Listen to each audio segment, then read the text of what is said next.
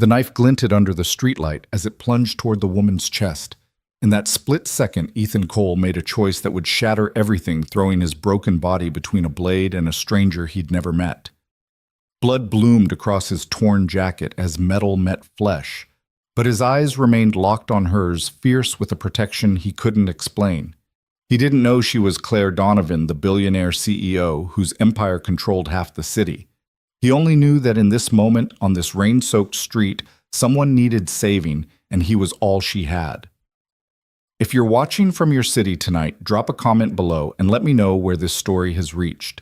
Now let me tell you how a single father's sacrifice became the beginning of something neither of them saw coming. The rain had been falling for 3 hours straight, turning the streets of downtown Chicago into rivers of reflected neon. Ethan Cole pulled his threadbare jacket tighter around his shoulders, the fabric doing little to keep out the October chill that seemed to seep into his very bones. His work boots splashed through puddles as he made his way down Madison Street, each step a reminder of the 12-hour shift he'd just finished at the warehouse. His phone buzzed in his pocket, a text from Mrs. Rodriguez, his neighbor who watched Emma after school. "She's asleep. Take your time coming home." He smiled despite his exhaustion. Emma, his 7-year-old daughter, was the only light in his increasingly dark world. 3 years since cancer took Sarah 3 years of trying to be both mother and father, 3 years of barely keeping his head above water. The warehouse job paid just enough to cover rent and Emma's needs, but nothing more. No savings, no safety net, no room for error. Every month was a delicate balance of bills and priorities, choosing between new shoes for Emma or fixing the heating in their cramped apartment. Tonight he'd worked an extra shift, time and a half pay, that would cover Emma's field trip next week. She'd been talking about the Science Museum for weeks, her eyes bright with excitement about seeing real dinosaur bones. He paused under the awning of a closed boutique, checking his wallet. $37 until Friday. Enough for groceries if he was careful, maybe even a small treat for Emma. She'd been asking about those chocolate chip cookies from the bakery on Fifth Avenue, the ones with sea salt on top that cost $4 each. An absurd price for a cookie, but the way her face lit up when she ate one made every penny worth it. The street was nearly empty at this hour, just past 11 on a Tuesday night. Most sensible people were home warm in their beds, not trudging through the rain after a backbreaking shift, moving boxes that seemed to get heavier every year. At 34, Ethan felt decades older, his body bearing the weight of loss and responsibility that had aged him beyond his years. A woman emerged from the Ritz-Carlton up ahead, her silhouette sharp against the golden light spilling from the hotel's entrance. Even from a distance, Ethan could tell she didn't belong on the street at this hour. Her coat alone probably cost more than he made in 6 months, a cream-colored cashmere that seemed to repel the rain. She moved with purpose, her heels clicking against the wet pavement in a rhythm that spoke of confidence and urgency. Ethan lowered his head and moved to the far side of the sidewalk. He'd learned long ago that people like her preferred not to see people like him. He was part of the invisible workforce that kept the city running, cleaning their offices, delivering their packages, building their towers, but never quite existing in their world. The woman was talking on her phone, her voice carrying in the quiet night. "No, Marcus, I don't care what the board thinks. The acquisition moves forward tomorrow, or we lose our window." A pause. "I'm walking back to the office now. I need those contracts ready by morning." The office. At 11 at night. Ethan shook his head slightly. He'd never understand that kind of life, choosing work over everything else.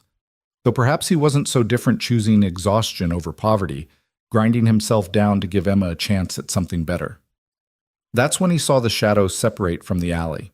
The figure moved with the fluid grace of a predator, hood pulled, low hands buried in the pockets of a dark jacket. Every instinct Ethan had developed growing up on the South Side screamed danger. The man was following the woman, matching her pace, closing the distance with calculated steps. The woman remained oblivious, still absorbed in her call. "Tell them I'll be there in 15 minutes. We can conference call Tokyo from my office." 10 feet. The hooded figure was only 10 feet behind her now. Ethan's feet slowed. This wasn't his problem. He had Emma to think about.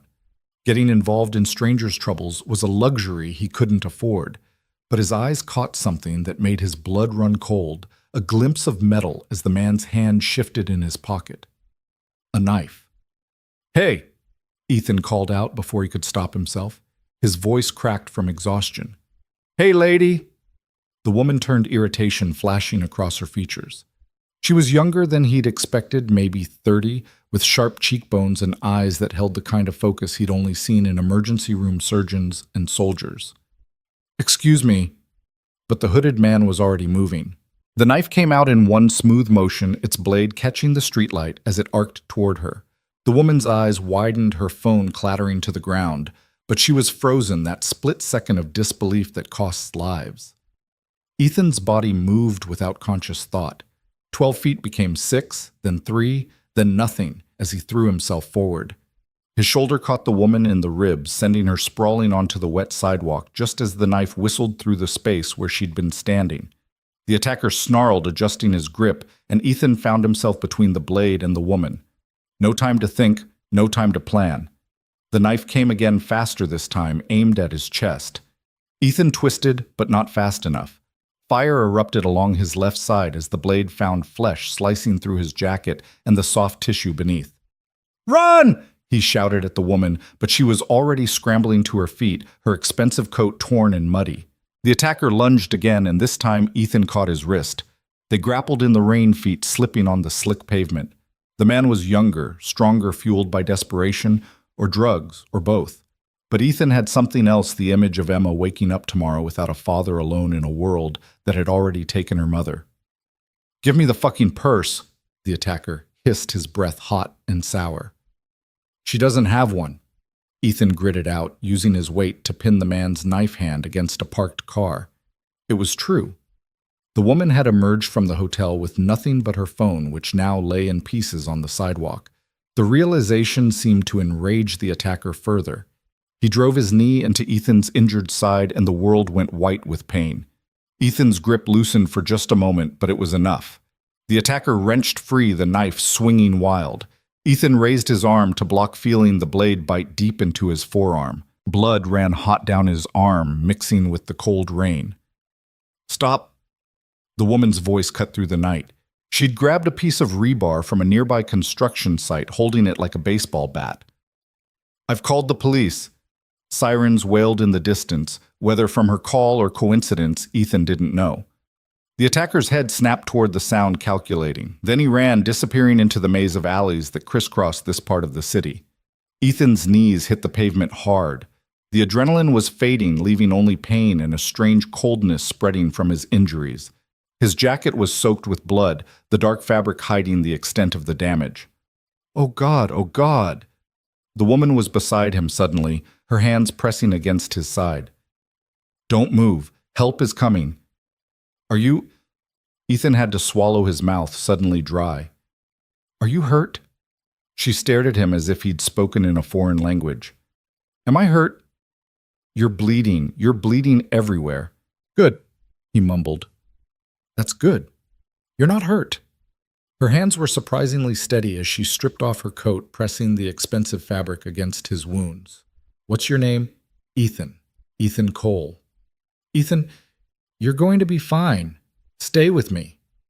Her voice had changed, taking on a tone of command that suggested she was used to being obeyed. "Look at me. Focus on my voice." He tried to focus, but her face kept swimming in and out of clarity. "I have a daughter," he said, panic suddenly spiking through the pain. "Emma. She's 7. If something happens—" "Nothing's going to happen." The woman's hand found his, squeezing tight. "You're going to be fine. You're going to see Emma tomorrow." The sirens were closer now. Red and blue lights painted the wet streets in alternating colors. Ethan heard voices, felt hands lifting him, moving him. The woman never let go of his hand. "Ma'am, we need you to step back." "I'm going with him." "Ma'am." "I said I'm going with him." That tone again, the one that brooked no argument. The ambulance ride was a blur of pain and motion. Ethan caught fragments, the woman arguing with someone on a new phone that had appeared from somewhere, demanding the best surgical team, threatening consequences if anything went wrong. He wanted to tell her it was okay, that he'd had worse, but forming words seemed impossibly difficult. "Claire," she was saying into the phone. "This is Claire Donovan. I need you to clear Trauma Bay 1 at Northwestern Memorial, now." The name meant nothing to Ethan in his current state, but he saw the EMT's eyes widen, saw him exchange glances with his partner. "Ms. Donovan, we're already en route to Northwestern. He's stable." "He saved my life," she said quietly, and something in her voice made everyone in the ambulance go still. "He stepped in front of a knife for a complete stranger, so you're going to give him the same care you'd give me. Better. Understood." The EMT nodded quickly. "Yes, ma'am." Ethan wanted to protest to say he didn't need special treatment, that his insurance probably wouldn't cover any of this. But darkness was creeping in from the edges of his vision, and Emma's face was all he could see. Her gap-toothed smile, the way she still reached for his hand when they crossed the street. How she insisted on reading him bedtime stories instead of the other way around. "Emma," he whispered. Claire leaned close. "Your daughter. Where is she?" "Mrs. Rodriguez, apartment 4B, Wellington Arms on Ashland. I'll make sure she's taken care of, I promise." The last thing Ethan remembered was the woman's face above him, her expression fierce with a determination he didn't understand. Then the darkness claimed him completely. He woke to the sound of machines beeping and the antiseptic smell that could only mean hospital. His side throbbed with a deep, insistent pain that morphine couldn't quite touch. His left arm was wrapped in bandages, immobilized against his chest. "Dad!" His heart nearly stopped. Emma was there, curled up in a chair beside his bed, her favorite stuffed elephant clutched in her arms. Mrs. Rodriguez sat beside her, but it was the other woman in the room that made Ethan's breath catch. Claire Donovan stood by the window, speaking quietly into her phone. In the daylight, without rain and blood and chaos, he could see her clearly. She was the kind of beautiful that came from good genetics and better maintenance, sharp features softened by expensive makeup. Blonde hair that fell in perfect waves despite what must have been a sleepless night. Her clothes were different, but no less expensive. A black suit that probably cost more than his car. "He's awake," Emma announced, and suddenly all three women were moving toward him. "Mija, be careful," Mrs. Rodriguez warned as Emma scrambled onto the bed. "It's okay," Ethan said, his voice rough. He wrapped his good arm around his daughter, breathing in the scent of her strawberry shampoo. "Hey, baby girl." "You got hurt," Emma said accusingly. "Mrs. Rodriguez said you were a hero, but heroes aren't supposed to get hurt." "Sometimes they do," Claire said softly. She'd ended her call and moved closer to the bed. "Sometimes being a hero means getting hurt so someone else doesn't." Emma studied her with the unfiltered curiosity of childhood. "Are you the lady my dad saved?" "I am." "Are you rich?" "Emma!"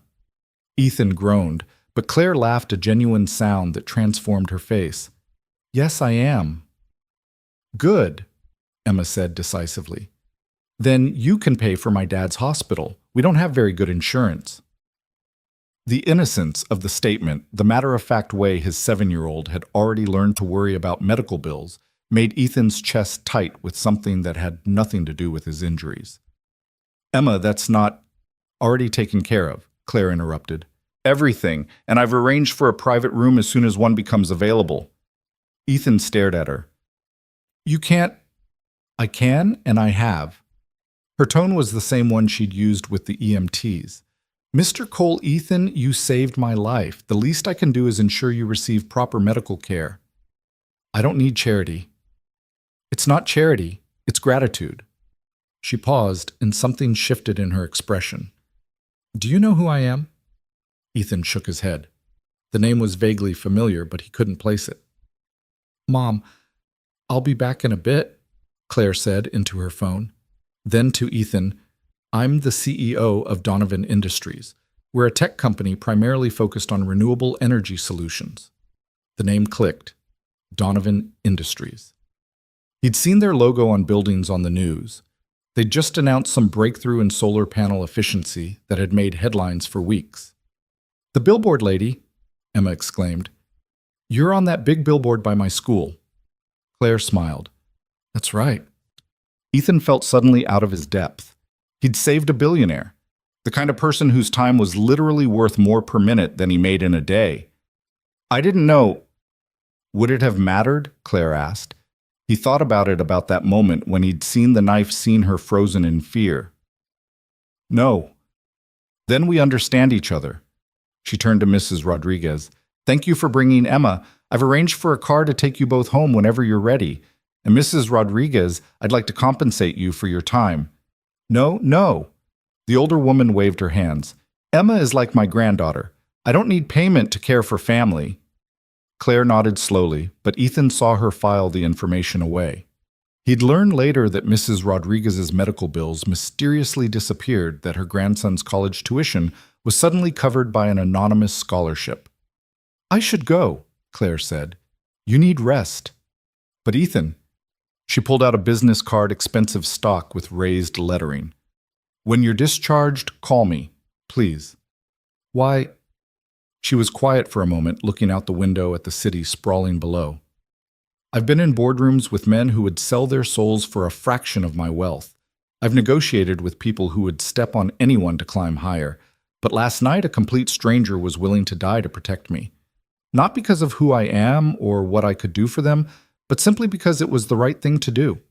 She turned back to him. That's rare, Mr. Cole. Rarer than you might think. After she left, Ethan held Emma close, listening to her chatter about school, about Mrs. Rodriguez teaching her to make empanadas, about anything, except the fact that her father was lying in a hospital bed. But his mind kept drifting to Claire Donovan, to the way she'd held his hand in the ambulance, to the fierce protectiveness in her voice when she'd demanded he receive the best care. He looked at the business card she'd left behind. Claire Donovan, CEO. Her direct line, not a secretary or assistant. He tucked it into the drawer beside his bed, certain he'd never use it. They were from different worlds, brought together by violence and coincidence. Once he healed, they'd go their separate ways, her to her boardrooms and billboards, him to his warehouse and his daughter. But life, Ethan would learn, rarely followed the expected path. 3 days later, he was moved to a private room that looked more like a luxury hotel suite than a hospital. Fresh flowers appeared daily, not the showy arrangements he'd expected, but simple daisies and sunflowers that made Emma smile. His meals came from the hospital's executive kitchen, and a tablet appeared on his bedside table loaded with games and educational apps for Emma. The lady sent them, Emma informed him, already deep into a coding game that would have cost $50 in the App Store. She called to ask what I liked. She called you Uh-huh. She's nice. She asked about school and said I could visit her office sometime to see the robots they're building. Ethan didn't know what to make of it. In his experience, rich people didn't maintain interest in their charity cases. They wrote checks and moved on, their consciences clear. But Claire seemed different, or maybe that was just wishful thinking from a man who'd been alone too long. On the 5th day, Dr. Patterson came in with his discharge papers. You're healing remarkably well, she said. The wound to your side missed anything vital, and your arm should regain full mobility with physical therapy. When can I go back to work? The doctor frowned. Mr. Cole, you need at least 3 weeks of recovery, longer if your job involves physical labor. 3 weeks. 3 weeks without pay meant no rent, no food, no... Your employer has been notified, the doctor continued. Ms. Donovan's people handled everything. You'll receive full pay during your recovery, and your position will be waiting when you're cleared to return. Ethan stared at her. That's not possible. The warehouse doesn't... Apparently Donovan Industries has a significant contract with your employer. Ms. Donovan made some calls. Made some calls? As if it were that simple. As if she hadn't just rearranged his entire world with a phone call. That evening, as Emma dozed in the chair beside him, Ethan pulled out Claire's card. He stared at it for a long time before finally dialing. She answered on the second ring. Ethan, how are you feeling? Like you've done too much, he said without preamble. I've done what's necessary. The flowers, the tablet, making sure I don't lose my job. Is the bare minimum for someone who saved my life. I didn't do it for a reward. I know. Her voice softened. That's exactly why you deserve one. There was a pause, the kind that felt weighted with things unsaid. Can I ask you something? Ethan said. Of course. Why were you walking alone at night? Someone like you must have driver's security. Claire was quiet for so long, he thought she might not answer. Sometimes, she finally said, I need to remember what it feels like to be human, to walk down a street without handlers and schedules and people watching my every move. It was stupid, I know. Not stupid, Ethan said. Human. Most people in my position forget how to be that. Maybe you haven't been around the right people. She laughed, but it sounded sad. Mr. Cole, the people I'm around would have watched me get stabbed and calculated how it would affect stock prices. That's terrifying.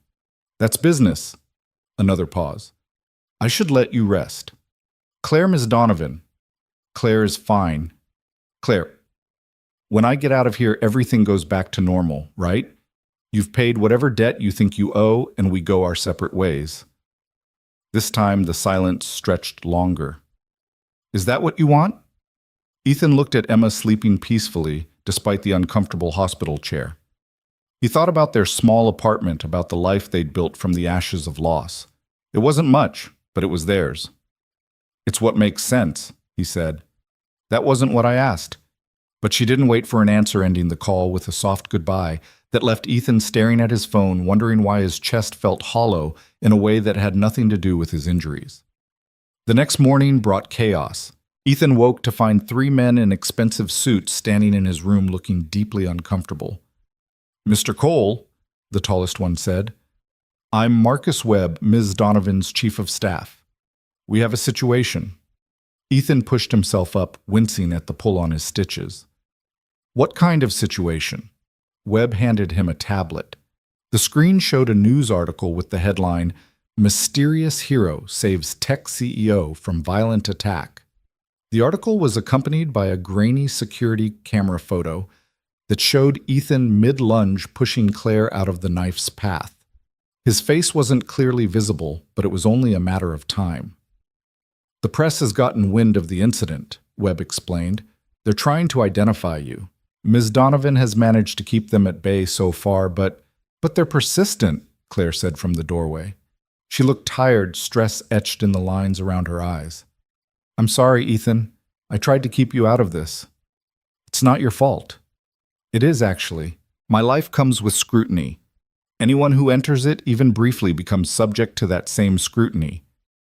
Emma stirred in her chair, blinking awake. Ms. Claire's expression softened instantly. Hello, Emma. I brought you something. She produced a book from her bag, not just any book, but a first edition of Emma's favorite series signed by the author. Emma's eyes went wide. How did you know? Your dad mentioned you were reading it the other night. Ethan didn't remember mentioning that, but maybe he had. The pain medication made everything fuzzy around the edges.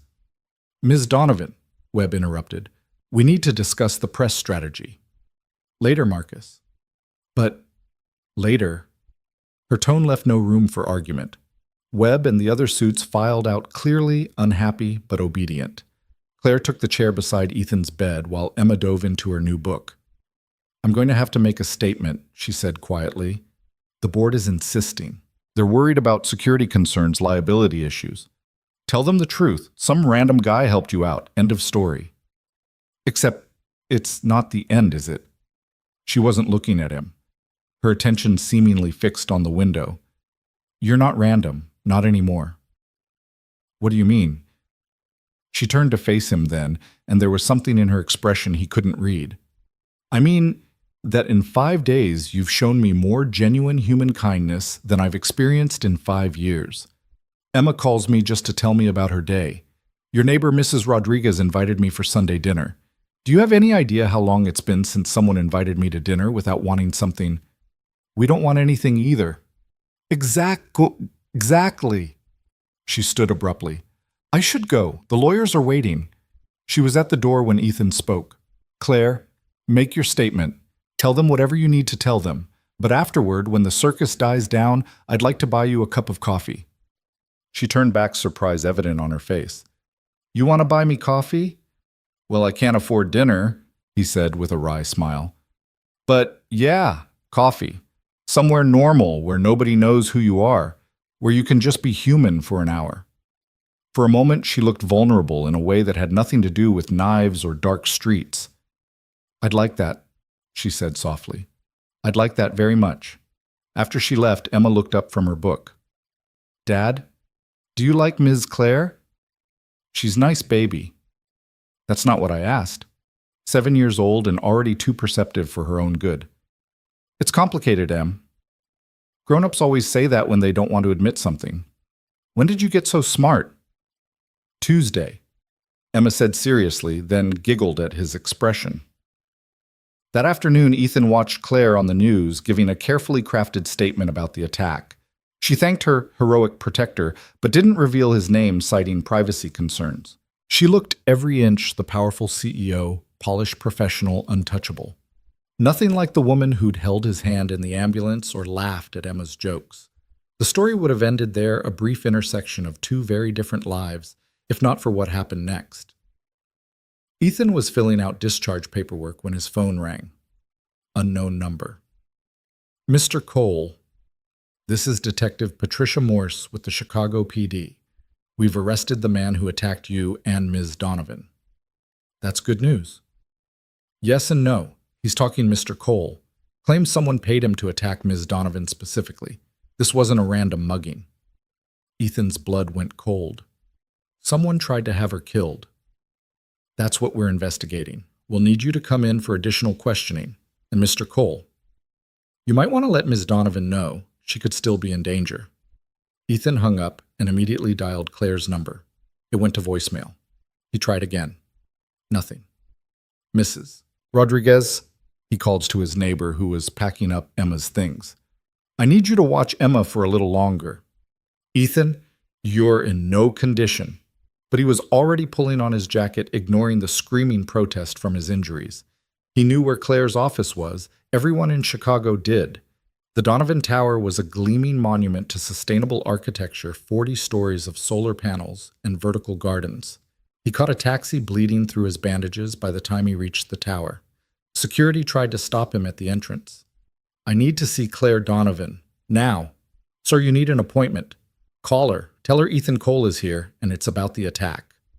The guard looked skeptical, but made the call. His expression changed rapidly. Yes, ma'am. Right away. He turned to Ethan. Express elevator to the 40th floor. She's waiting. The elevator ride seemed endless. Ethan pressed his hand to his side, feeling wetness seep through.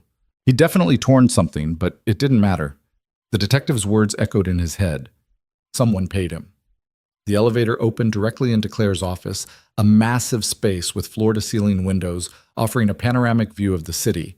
Claire was there along with Webb and several other people in suits. Ethan, what are you... She stopped seeing the blood on his shirt. Oh my God, you're bleeding. Someone paid him, Ethan said without preamble. The attacker. The police just called. Someone paid him to kill you. The room went very quiet. That's impossible, Webb said. Who would... Get out, Claire said quietly. Ms. Donovan. Everyone out. Now. They filed out reluctantly, leaving Claire and Ethan alone in the vast office. She moved toward him, hands reaching for his injury, but he caught her wrist gently. Who wants you dead, Claire? She laughed, but it was bitter. Take your pick. Competitors, board members who think I'm too young, too female, too aggressive. My ex-husband, who's still furious about the divorce settlement. The oil companies were putting out of business with our solar tech. This is your life, people wanting you dead. This is success. She pulled free of his grip, walking to the window. My father built this company from nothing. When he died 5 years ago, everyone expected it to fail. A 25-year-old girl couldn't possibly run a billion-dollar corporation. But I did. I grew it. I made it matter. And yes, I made enemies. Claire, I have security, Ethan, a whole team, but I sent them away that night because I wanted to walk, just walk, like a normal person. Her reflection in the window looked haunted. I nearly got you killed because I wanted to pretend I was normal. Ethan moved to stand beside her, his side screaming in protest. You didn't get me hurt. The man with the knife did that. Because of who I am. No, because of who he is. He turned her to face him. Claire, you can't blame yourself for other people's evil. She looked up at him, and for a moment the mask slipped completely. She wasn't a CEO or a billionaire. She was just a woman who'd been afraid who was still afraid. I haven't felt safe in 5 years, she whispered. Not since my father died and I inherited all of this. There's always someone watching, waiting, calculating, and then you, a complete stranger, threw yourself between me and danger without thinking twice. Do you understand how impossible that is in my world? It's not impossible, it's human. Not where I come from. Ethan swayed slightly, the blood loss finally catching up. Claire caught him surprisingly strong for someone so polished. You need a hospital. I need to know you're safe. I have the best security money can buy. They weren't there that night. No, she agreed. You were. She helped him to the leather couch that probably cost more than his annual salary. As she pressed a towel from her private bathroom against his reopened wound, Ethan caught her hand. Hire me. She blinked. What? You need security you can trust, someone who cares more about your safety than your money. Hire me. Ethan, you're not a bodyguard. You work in a warehouse. I grew up on the South Side. I've been in more fights than I can count. I know how to spot trouble, and more importantly, I give a damn whether you live or die. He squeezed her hand. Plus, Emma likes you. She's an excellent judge of character. Claire stared at him. You're serious. Dead serious. Look, you need someone you can trust. I need a job that pays enough to give Emma a better life. Maybe we can help each other. This is insane. So was walking alone at night, but you did that. She was quiet for a long moment, studying his face, as if trying to solve a complex equation. The board would never approve it. So don't tell them. Personal security off the books. You'd have to be with me constantly, travel late nights, boring social events. Emma loves Mrs. Rodriguez. She'd be thrilled to spend more time with her. I can't let you put yourself in danger for me again. You're not letting me. I'm choosing to. Why? The question seemed torn from her. Why would you choose this? Ethan thought about lying, about giving her some noble answer about duty or gratitude, but she deserved the truth. Because in 5 days you've made me feel more alive than I have in 3 years. Because you look at me like I'm a person, not just another invisible worker. Because when you laugh at Emma's jokes, it's real. And because maybe, just maybe, we can be good for each other. The office was silent except for the distant hum of the city 40 floors below. Claire's hand was still in his, and neither of them seemed inclined to let go. All right, she said finally. We'll try it. 3 months probationary period. If it doesn't work, it will work. You don't know that. I knew to step in front of that knife. Sometimes you just know things. She smiled, then soft and genuine. My head of security is going to have a heart attack. He'll get over it. The board will think I've lost my mind. Have you? Possibly. She stood reaching for her phone. I'm calling an ambulance, and then I'm calling my lawyers to draw up a contract, and then... She paused, looking back at him. Then we're going to find out who tried to kill me. As the paramedics arrived and fussed over his reopened wounds, Ethan watched Claire transform back into the CEO, sharp-focused, commanding. But every so often, her eyes would find his, and he'd see the woman underneath, the one who walked alone in the rain, the one who'd held his hand in the ambulance. He thought about the strange turns life could take. A week ago, he'd been nobody special, just another single father grinding through each day. Now he was about to become the personal bodyguard to one of the most powerful women in Chicago. It should have been terrifying. Instead, it felt like the first right thing to happen since Sarah died. His phone buzzed with a text from Emma. Dad, are you coming home? Mrs. Rodriguez is teaching me to make tamales, but I want to show you my new book. He smiled, texting back, soon, baby. Things are about to change, but I'll be home soon. He had no idea how much of an understatement that would prove to be. The contract arrived the next morning, delivered by a courier who looked bewildered to be standing in the hallway of the Wellington Arms apartment building. Ethan signed for it while balancing on crutches, his side still tender from yesterday's impromptu trip to Claire's office. Fancy envelope, Mrs. Rodriguez observed from her doorway, Emma peeking out beside her. Your new boss doesn't do things halfway. Ethan carried the package inside, settling at their small kitchen table. The contract was 20 pages of dense legal text, but the basics were clear. Personal security consultant. The salary made him blink twice more than triple what he made at the warehouse, with full benefits of vehicle allowance and an education fund for Emma. Dad, why are you crying? Emma climbed onto his lap, careful of his injuries. I'm not crying, baby. Just happy. Happy tears are okay. she said sagely. Mom used to have those when she watched us together. The casual mention of Sarah still had the power to steal his breath. Emma rarely talked about her mother anymore, as if preserving those memories required a kind of silence. Ethan pulled her close, breathing in the scent of her strawberry shampoo. His phone rang. Claire. Did you receive the contract? It's too much, Claire. It's industry standard for personal security. I'm not industry standard. I'm a warehouse worker with a hero complex, remember? You're the man who saved my life. Her voice softened. And apparently you're also the man who's going to keep saving it. The detective called me this morning. They have a lead on who hired the attacker. Ethan straightened. Who? They wouldn't say over the phone. They want us both to come in this afternoon. Can you make it? I'll be there. I'll send a car. Claire, I can take the bus. You absolutely cannot take the bus. You have stitches in your side and your arm is in a sling. The car will be there in an hour. She hung up before he could protest. Emma giggled at his expression. She's bossy, his daughter observed. She's used to getting her way. Is that bad? Ethan thought about it. Not always. Sometimes people need someone who knows what they want. The car that arrived wasn't a standard town car, but an armored SUV with tinted windows. The driver, a serious-looking man named James, helped Ethan into the back seat with professional courtesy. Ms. Donovan asked me to ensure your comfort, sir. There's water and pain medication in the compartment to your left. The ride to the police station was surreal. Ethan had passed these streets thousands of times on the bus, but from inside the climate-controlled, whisper-quiet interior of the SUV, the city looked different. Safer, maybe. Or just more distant. Claire was already at the station, flanked by lawyers. She looked immaculate in a navy suit, but Ethan noticed the tension in her shoulders, the way her fingers drummed against her thigh. You made it, she said, and something in her expression relaxed slightly. Detective Morse was a middle-aged black woman with sharp eyes and a no-nonsense demeanor. She led them to an interview room that smelled of burnt coffee and industrial disinfectant. Thank you both for coming. Mr. Cole, how are your injuries? Healing. Good. Ms. Donovan, what I'm about to share is sensitive.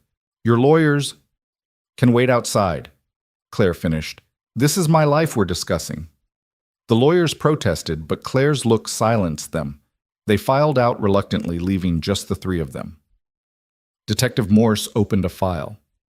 The man who attacked you is Thomas Brennan, small-time criminal, mostly theft and drug charges. But here's where it gets interesting. 3 days before the attack, $50,000 was deposited into his girlfriend's account. $50,000, Ethan whistled low. That's serious money for a street mugging. Exactly. We traced the payment through several shell companies, but eventually we found the source. She pulled out a photograph. Recognize him. Claire went very still. Richard. Richard Hawthorne, Detective Morse confirmed. Your ex-husband. Ethan looked at the photo. The man was handsome in that practiced way that came from expensive grooming and a personal trainer. Perfect teeth, perfect hair, perfectly empty eyes. He wouldn't, Claire said, but her voice lacked conviction. The divorce was finalized 2 years ago. He got his settlement.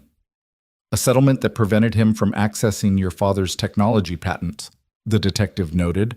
Patents now worth approximately $2 billion thanks to your renewable energy breakthrough. Claire's hand found the edge of the table, gripping it until her knuckles went white. He knew about the breakthrough.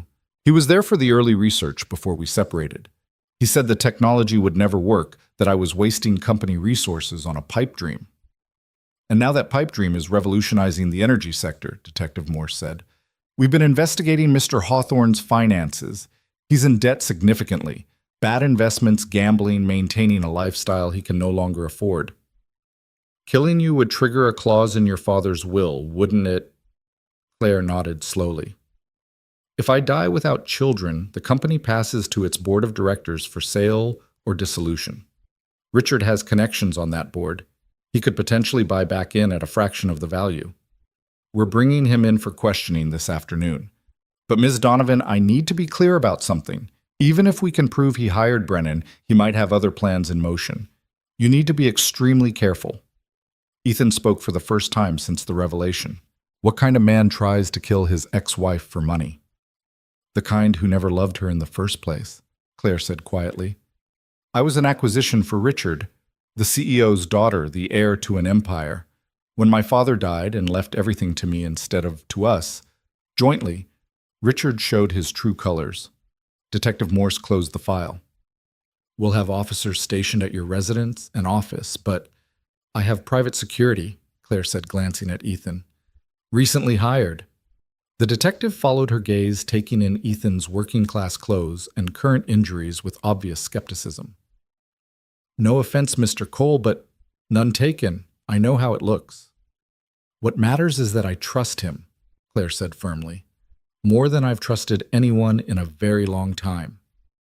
They left the station together, Claire dismissing her lawyers with a wave. In the SUV, she finally allowed herself to crumble slightly, her perfect posture sagging against the leather seats. 2 years, she said. 2 years since the divorce, and he still wants to destroy me. Hey. Ethan reached across with his good arm, taking her hand. He's not going to. We won't let him. She looked at their joined hands with something like wonder. You just found out that staying close to me could get you killed, and you're still here. Where else would I be? Literally anywhere safer. Yeah, well, safe is overrated. He squeezed her hand gently. Besides, Emma would never forgive me if I let something happen to you. You're apparently the coolest adult she knows. That drew a small smile. She's a remarkable little girl. She gets it from her mother. Tell me about her, Sarah. Ethan rarely talked about Sarah with anyone except Emma, but something about Claire's genuine interest, the way she turned toward him in the dim interior of the car, made the words come easier. We met in high school. She was this bright, brilliant thing, way too good for a kid from my neighborhood, but she saw something in me, pushed me to be better. We got married young, had Emma young. Sarah was diagnosed with cancer when Emma was 4. I'm sorry. The medical bills destroyed us financially. I worked 3 jobs trying to keep up, but Sarah's focus was always on Emma. Making memories, she called it. Recording videos for birthdays she wouldn't see, writing letters for Emma to open on important days. She fought for 2 years, but the cancer was aggressive. How do you do it? Keep going after losing someone like that. You wake up one day and realize your kid needs breakfast, then lunch, then dinner. And somewhere in between making peanut butter sandwiches and checking homework, life keeps happening. You don't move on exactly, you just move forward. Claire was quiet for a moment. Richard and I never had children. He said they'd interfere with our trajectory. I think now he just didn't want the competition for my attention. His loss. I wanted them, she admitted. I wanted the chaos and the mess and the beauty of it. But after the divorce, after taking over the company, there was never time, never the right person. The SUV pulled up to Claire's building. She hadn't let go of his hand. Come up, she said. I want to show you something. Her penthouse was exactly what Ethan expected and nothing like it at all. Yes, there was the stunning view, the expensive furniture, the art that probably cost more than most people's houses. But there were also personal touches, a stuffed bear on the pristine couch, a child's drawing framed on the wall. My godson, Claire explained, following his gaze. My college roommate's kid. They live in Portland now, but we video chat every week. She led him to a home office that was more lived in than the rest of the space. Papers covered every surface, whiteboards filled with equations lined the walls, and a half-eaten sandwich sat forgotten on a stack of reports. This is where the magic happens, she said with a self-deprecating smile, or where I hide when the world gets too loud. It's perfect, Ethan said, meaning it. This was Claire without the armor, without the CEO facade. She pulled out a thick folder. If you're going to protect me, you need to know what you're protecting me from. Not just Richard, but all of it. The folder contained threats, dozens of them. Email printouts, letters, photos taken from a distance. Some were clearly cranks, but others were sophisticated specific. Jesus, Claire, why haven't you gone to the police with these? I have with some of them, but you have to understand this is normal for someone in my position. The price of success, my father used to say. This isn't normal. This is insane. This is my life. She moved to the window looking out at the city below. Every person down there either wants something from me or wants me gone. Except you. And Emma. And Emma, she agreed with a small smile. Your daughter has excellent taste in friends. Ethan joined her at the window, standing close enough that their shoulders touched. So what's the plan? We can't just wait for Richard to make another move. We don't wait. Tomorrow I have a board meeting. Half those vultures would love to see me fail. Richard has allies there, people who think the company should have gone to him when my father died. I need to show them I'm untouchable, that what happened was an anomaly. And how do we do that? By showing up, by refusing to hide, by being so visible that any move against me becomes impossible to ignore. She turned to face him. But I need you with me, not just as security, but as support. Claire, I don't exactly fit in with the boardroom crowd. You fit with me. That's all that matters. The weight of her trust was almost overwhelming. This woman who had every reason to trust no one was putting her faith in him.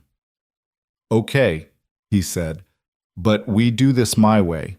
I need to know your schedule, your routines, everyone who has access to you. And we're going to need to make some changes. What kind of changes? For starters, no more walking alone. Ever. I don't care if it's just to the corner store or across your office. Someone is always with you. That's going to be non-negotiable. Also, we're varying your routes. Different cars, different times, unpredictable patterns. Richard knew you'd be at that hotel, knew you'd walk. Someone's feeding him information. Claire paled. You think I have a mole? I think you have a company worth billions and an ex-husband desperate enough to kill for it. We assume everyone's compromised until proven otherwise. Even Marcus. He's been with me since the beginning. Especially the ones who've been there longest. They're the ones who know you best. She sank into her desk chair, suddenly looking exhausted. This is my father's company. These people are like family. Family can betray you too. Speaking from experience, my uncle sold my location to a gang I testified against for $50 and a case of beer. Blood doesn't mean loyalty. How do you trust anyone after something like that? You don't. You choose. Every day you choose who deserves your faith, and sometimes you get it wrong, but that doesn't mean you stop choosing. His phone buzzed. Emma texting from Mrs. Rodriguez's phone. Dad, when are you coming home? Mrs. R made arroz con leche, but I want to eat it with you. Claire read the message over his shoulder. Go, be with your daughter. Come with me. She blinked in surprise. What? Come have dinner with us. Mrs. Rodriguez always makes too much food, and Emma would love it. Plus, it's safer than you being here alone. Ethan, I can't just show up at your neighbor's apartment. Why not? Because people like me don't. Because you're human and you need to eat dinner. Come on, Claire. You said you wanted to be normal sometimes. This is normal. Dinner with friends. Emma chattering your ear off, Mrs. Rodriguez trying to feed you until you burst. She looked tempted but uncertain. I wouldn't want to impose. The only imposition would be if you said no and broke Emma's heart. She's been asking when you're visiting again. That decided it. Claire grabbed a jacket, still designer, but at least more casual than her suit, and followed him to the elevator. Should I bring something wine dessert? Just yourself. That's enough. The ride to his neighborhood was a journey between worlds. The gleaming towers gave way to older buildings, designer boutiques replaced by corner bodegas, luxury cars by beaten-up sedans. Claire watched it all with curious eyes, not fearful or judgmental, just interested. You grew up here. Few blocks over, rougher area but same idea. People looking out for each other, raising kids together, making something from nothing. The Wellington Arms looked shabbier than usual with Claire beside him, but she didn't seem to notice. She was too busy watching the kids playing in the courtyard, the women gossiping on the steps, the men working on a car in the parking lot. It's alive, she said softly. My building is beautiful, but it's not alive like this. Mrs. Rodriguez opened her door before they could knock, Emma bouncing beside her. Miss Claire, Dad said you might come. I saved you a seat and everything. The apartment was small but warm, filled with the smell of sofrito and something sweet baking in the oven. Claire fit into the chaos surprisingly well, helping Emma set the table while listening to Mrs. Rodriguez's story about her grandson's latest soccer game.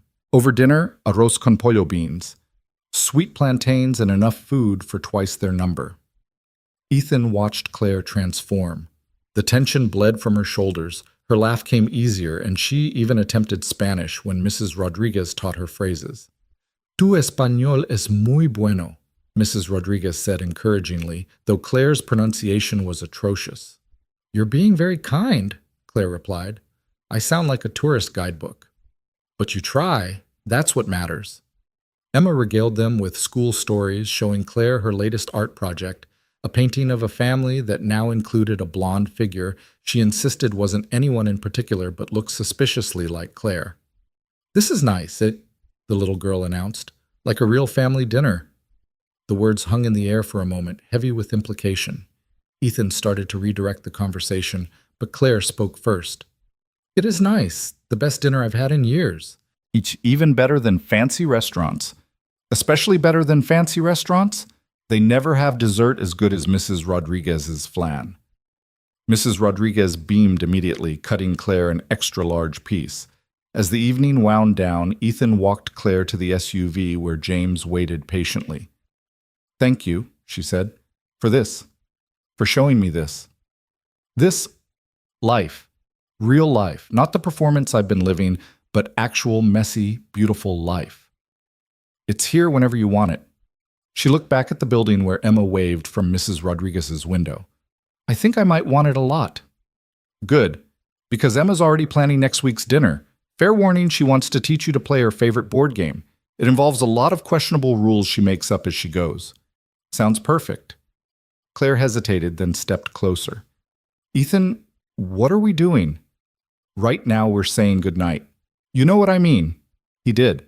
The space between them had been shrinking all day, the professional boundaries blurring into something neither of them had named yet. We're figuring it out as we go, he said. Is that okay? I'm used to 5-year plans and strategic projections. How's that working out for you? Well, my ex-husband is trying to kill me, so not great. Then maybe it's time to try something different. She stood on her toes and kissed his cheek, her lips warm against his skin. Good night, Ethan. Tomorrow's going to be interesting. As the SUV pulled away, Ethan touched the spot where she'd kissed him, wondering how his life had changed so completely in just a week. From warehouse worker to bodyguard, from single father, barely making it to someone who might actually be able to give Emma the life she deserved. But more than that, from alone to whatever this was with Claire. Not alone, certainly. Not anymore. His phone buzzed. Claire. Made it home safe. Thank you again for tonight. For everything. He texted back, all part of the job. Her response was immediate. Liar. This stopped being about the job the moment you held my hand in that ambulance. She wasn't wrong, but tomorrow would bring enough complications, board meetings, Richard's arrest, the media circus that would inevitably follow. Tonight, Ethan climbed the stairs to his apartment, where Emma waited in her pajamas for her bedtime story, and let himself believe that maybe, just maybe, they were all going to be okay. The next morning arrived too soon and not soon enough.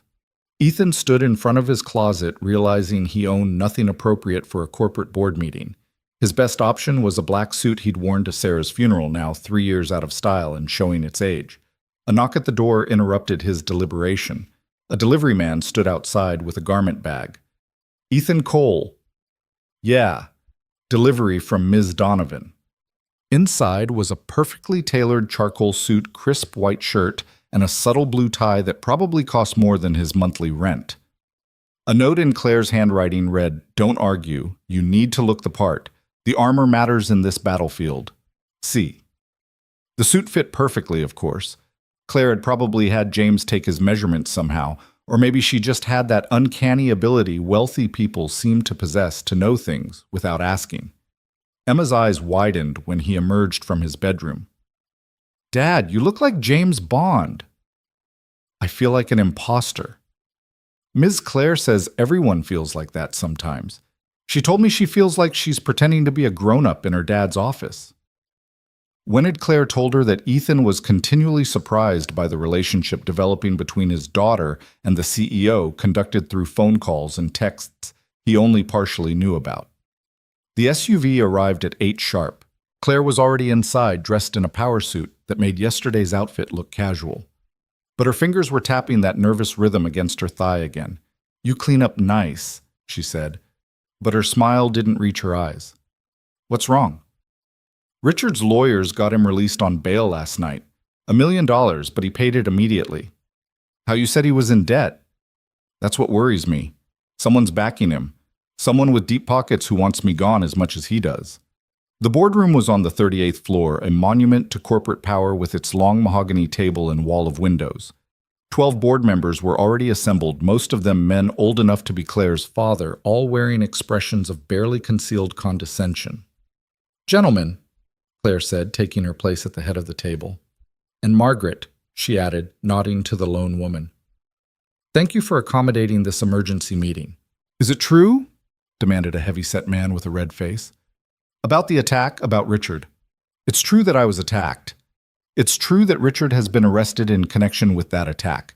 Everything else is speculation and gossip, which I trust this board is above." "This is exactly what we warned about," another man interjected.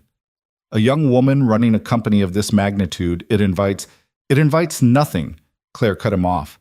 "Unless you're suggesting that my gender somehow forced Richard to allegedly hire someone to kill me." "Of course not," the man backpedaled. "But the optics. The optics are that Donovan Industries continues to outperform every projection despite attempts on my life. Our solar technology is 3 years ahead of any competitor. Our stock has risen 40% in the last quarter alone. If that's the result of a young woman's leadership, then perhaps more companies should try it." Ethan stood by the door trying to be invisible while keeping his eyes on everyone. One board member in particular caught his attention, a younger man, maybe 40, who kept checking his phone and glancing at the door. "The real question," Claire continued, "is whether this board stands behind its CEO or whether it allows personal prejudices and possibly criminal conspiracies to undermine the company my father built." "That's a strong accusation," Margaret said carefully. "Are you suggesting someone on this board is involved?" "I'm suggesting that Richard didn't act alone. He had information about my schedule that only someone with inside access could provide. So yes, I'm suggesting we have a traitor in this room." The room erupted in indignant protests. The younger man Ethan had been watching stood abruptly. "This is ridiculous. I have a meeting." "Sit down, David," Claire said coldly. "No one leaves until we're finished." David Morse. Ethan recognized the name from Claire's files. A recent addition to the board, with ties to several competing energy companies, remained standing. "You can't keep us here." "Actually, I can. Security has sealed the floor. We're going to have a very honest conversation about loyalty, about the future of this company, and about who might benefit from my death." Ethan moved subtly to block the door. David's hand went to his pocket and Ethan tensed, but the man only pulled out his phone. "This is imprisonment. I'm calling my lawyer." "Please do," Claire said. "I'm sure they'll be fascinated to hear about the $50,000 transferred from your offshore account to Richard Hawthorne's lawyer 2 days ago." The room went silent. David's face drained of color. "I don't know what you're talking about." Claire pulled out a tablet, sliding it down the table. "Banking records. Amazing what a good forensic accountant can find when properly motivated. You've been feeding Richard information for months, meeting with him planning this. You can't prove—" "I can, actually. You see, David, when you met with Richard last week at that charming little bar on Rush Street, you didn't notice the security camera across the street, or the fact that Richard, desperate and sloppy, kept every text you sent him." David lunged for the door, but Ethan was ready. He caught the man's arm, twisting it behind his back in one smooth motion that sent David to his knees. "I wouldn't," Ethan said quietly. "I've had a really long week." Security arrived moments later, the real security, not the compromised ones David had been counting on. As they led him away, David turned back to Claire. "You think you've won? You have no idea what's coming. Richard was just the beginning." After he was gone, the remaining board members sat in stunned silence. Claire stood smoothing her skirt with steady hands. "Anyone else have concerns about my leadership they'd like to discuss?" No one spoke. Good. Then I moved to dissolve this board effective immediately and reconstitute it with members who actually support this company's vision. All in favor. Margaret's hand shot up first, followed slowly by others. When the vote was counted, it was unanimous. No one wanted to be seen opposing Claire after what they'd just witnessed. As the board members filed out murmuring amongst themselves, Claire finally allowed herself to sag slightly against the table. You okay? Ethan moved beside her. That was terrifying. You didn't look terrified. You looked like you were born to do that. Smoke and mirrors. Inside, I was screaming. She looked up at him. Thank you for stopping David. That's the job, right? No, she said softly. That's you. Before he could respond, his phone rang. Mrs. Rodriguez, and she was crying. Ethan, something's happened. Emma, she's gone. The world tilted on its axis. Ethan gripped the edge of the boardroom table, his knuckles white, the phone pressed so hard against his ear he could hear his own pulse. What do you mean she's gone? His voice came out strangled, unrecognizable. Mrs. Rodriguez was sobbing, her words coming in fractured pieces. I walked her to school like always. She went inside. But the principal just called. She never made it to class. The security footage, someone took her from the playground. A man. Ethan, I'm so sorry. I thought she was safe once she was inside the gate. Claire grabbed the phone from his trembling hand. Mrs. Rodriguez, this is Claire Donovan. Where are you now? She listened, then turned to Ethan. She's at the school. We're going. The next minutes blurred together. Claire barking orders into her phone, security materializing from nowhere, the elevator descent that seemed to take years. Ethan couldn't breathe, couldn't think beyond the image of Emma, his baby, his whole world scared and alone with a stranger. We'll find her, Claire said, gripping his hand in the SUV. I promise you we'll find her. This is because of me. Because I got involved with you. The words came out harsh, accusatory, but Claire didn't flinch. Yes, she said simply, and I will never forgive myself for it. But right now, blame won't bring Emma back. Focus will. The school was chaos. Police cars, parents gathered in worried clusters, Principal Martinez looking haggard as she spoke with detectives. When she saw Ethan, her face crumpled. Mr. Cole, I'm so sorry. He had identification, said he was your brother, that there was a family emergency. Emma seemed to recognize him, went willingly. We should have called you first, but show me the footage. The security video was grainy but clear enough. A man in a baseball cap and sunglasses keeping his face turned from the cameras. But Emma did go with him without struggle, even held his hand. Ethan's stomach twisted. Who would she trust enough to leave with, that's not my brother, I don't have a brother? Detective Morse arrived, having been pulled from Richard's case. Mr. Cole, Ms. Donovan, we've issued an Amber Alert. Every cop in the city is looking for Emma. It's Richard, Claire said with certainty. Or someone working for him. This is retaliation for the board meeting for David's arrest. We don't know that. Claire's phone rang. Unknown number. She answered on speaker. Hello, Claire. Richard's voice smooth and mocking. Missing something, or should I say someone? Ethan lunged for the phone, but Claire held up a hand mouthing Trace to Detective Morse. Richard, if you hurt her. Hurt her. I'm not a monster, Claire. The little girl is fine. Eating ice cream, actually. Strawberry, I believe. She's quite charming. Takes after her father. What do you want? Claire's voice was steady, but Ethan could see her hand shaking. What I've always wanted. What was stolen from me. The company. Sign it over, all of it, and the girl goes home safe. You know I can't do that. The board? You just dissolved the board. Remember your little power play this morning that makes you sole decision maker until a new board is constituted. You have 3 hours to transfer ownership. I'll call with instructions. Richard, please. 3 hours, Claire, or Ethan learns what real loss feels like. The line went dead. Ethan was moving before anyone could stop him out the door down the hall. Claire caught him at the SUV. Where are you going? To find my daughter. How? We don't even know where they are. I know Richard. I studied him when you hired me. He's arrogant, needs to feel in control. He'll keep her somewhere familiar, somewhere he feels powerful. His penthouse. Too obvious. The police will check there first. Ethan thought furiously. You said he had gambling debts. Where did he gamble? Private clubs mostly, but there was one place. The Riverside Casino. He had a suite there, used it for meetings he didn't want on the books. That's where she is. Detective Morse had followed them out. We can't just storm a casino on a hunch. Then I'll go alone. Ethan, that's insane, Claire protested. You're injured. You're not thinking clearly. I'm thinking perfectly clearly. My daughter is with a man desperate enough to commit murder.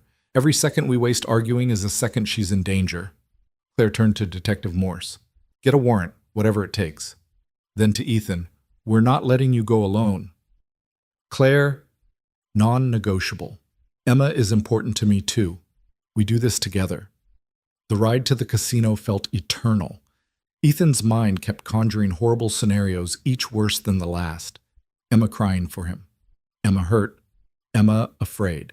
His hands clenched and unclenched the movement, pulling at his stitches until fresh blood spotted his shirt.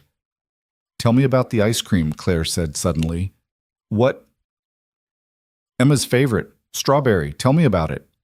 Ethan recognized what she was doing, giving him something to focus on besides the terror. She's been obsessed with strawberry everything since she was 3. Sarah used to make homemade strawberry ice cream for her birthday. I tried to continue the tradition, but mine never tastes quite right.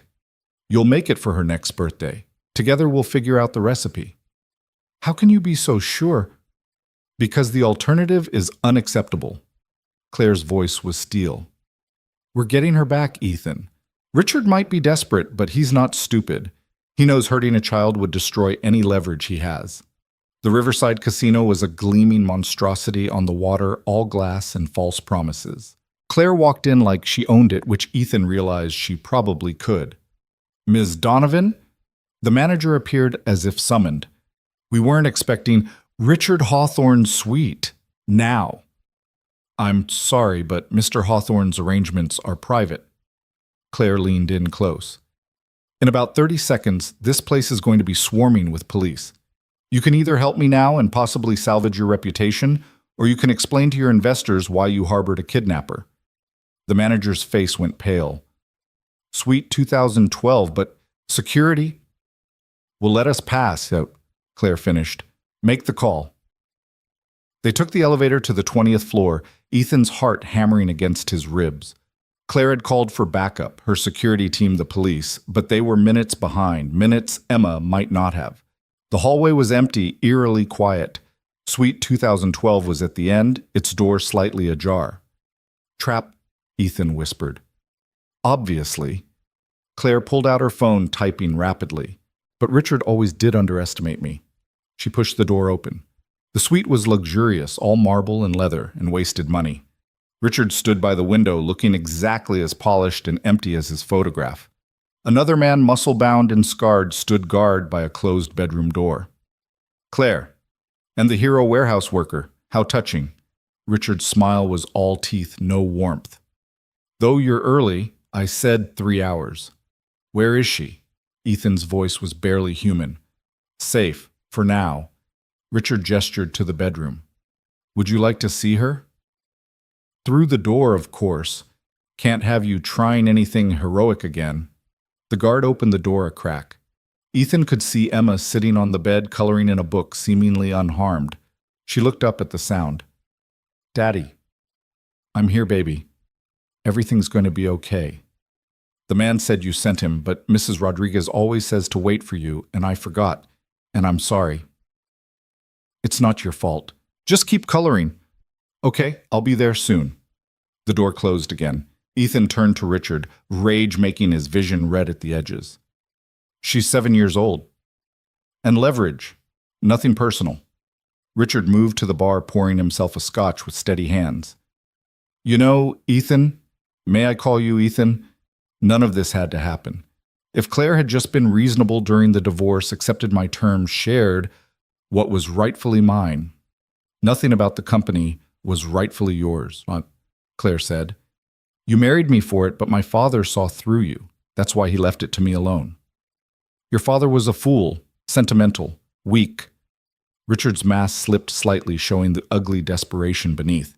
I spent 5 years playing the devoted husband, 5 years of pretending to care about your little environmental crusade, and for what? To be cast aside the moment Daddy died. You cast yourself aside the moment you hit me, Claire said quietly. Ethan went very still. He hit you. Only once. The night after my father's funeral, when he found out about the will. I left the next day. You never said, what was there to say, that I was another statistic, another successful woman who chose the wrong man? Claire's voice was bitter. The board already thought I was too weak to lead. Imagine if they'd known I couldn't even manage my own marriage. Richard laughed an ugly sound. Still playing the victim, Claire. You destroyed me. My reputation, my connections, my future, all because of one moment of frustration. One moment, Claire pulled out her phone, swiping to a folder Ethan hadn't seen before. Medical records, photos of bruises. Should I count the other moments, Richard? The push down the stairs that you convinced me was an accident, the grabbed wrists, the thrown glasses, ancient history, but Richard's face had gone pale. None of that matters now. Sign the papers, and everyone walks away. I've got a better offer, Claire said. You release Emma. Now turn yourself in, and I don't release these records to every media outlet in the city. You might avoid jail time for the kidnapping claim. It was a misunderstanding. You thought you were helping. But attempted murder, conspiracy, assault, those are harder to explain. You wouldn't. The scandal would last a news cycle. My company would survive. Your reputation wouldn't. Richard's hand was shaking now, scotch sloshing in the glass. You've destroyed everything else. Why not my last shred of dignity? Because I'm not you, Claire said simply. I don't enjoy causing pain. Release Emma, and this ends. For a moment, Ethan thought Richard might agree. His shoulders sagged, the fight seeming to drain from him. Then his eyes hardened. No, I've come too far to walk away with nothing. He pulled a gun from his jacket, pointing it at Claire. Sign the papers or I paint this room with your blood. Then the kid disappears. You think I'm working alone? I have partners, Claire. People who want your technology, your patents. They'll raise the girl, maybe? Or maybe she ends up in the system. Foster care is rough for pretty little things like her. Ethan moved without thinking, stepping between Claire and the gun. You'll have to shoot me first. The hero again. How tedious. Richard's aim shifted to Ethan. Fine. You first, then her. The kid will have quite the trauma to process. Richard! A new voice from the doorway. David Morse walked in, flanked by two men in expensive suits. This wasn't the plan. Plans change, David. Your arrest necessitated improvisation. My arrest was temporary. My lawyers will have me out within the hour. But this, David gestured at the scene, kidnapping a child, murder. This isn't what we agreed to. We agreed to remove Claire from power. This accomplishes that. We agreed to a hostile takeover, not a massacre. David pulled out his own gun, pointing it at Richard. Let the girl go. You spineless... The window exploded inward. Claire's security team rappelling from the roof, Detective Morse and the police bursting through the main door. Richard spun, firing wildly. Ethan felt the bullet whisper past his ear, saw Claire dive behind the couch, heard Emma scream from the bedroom.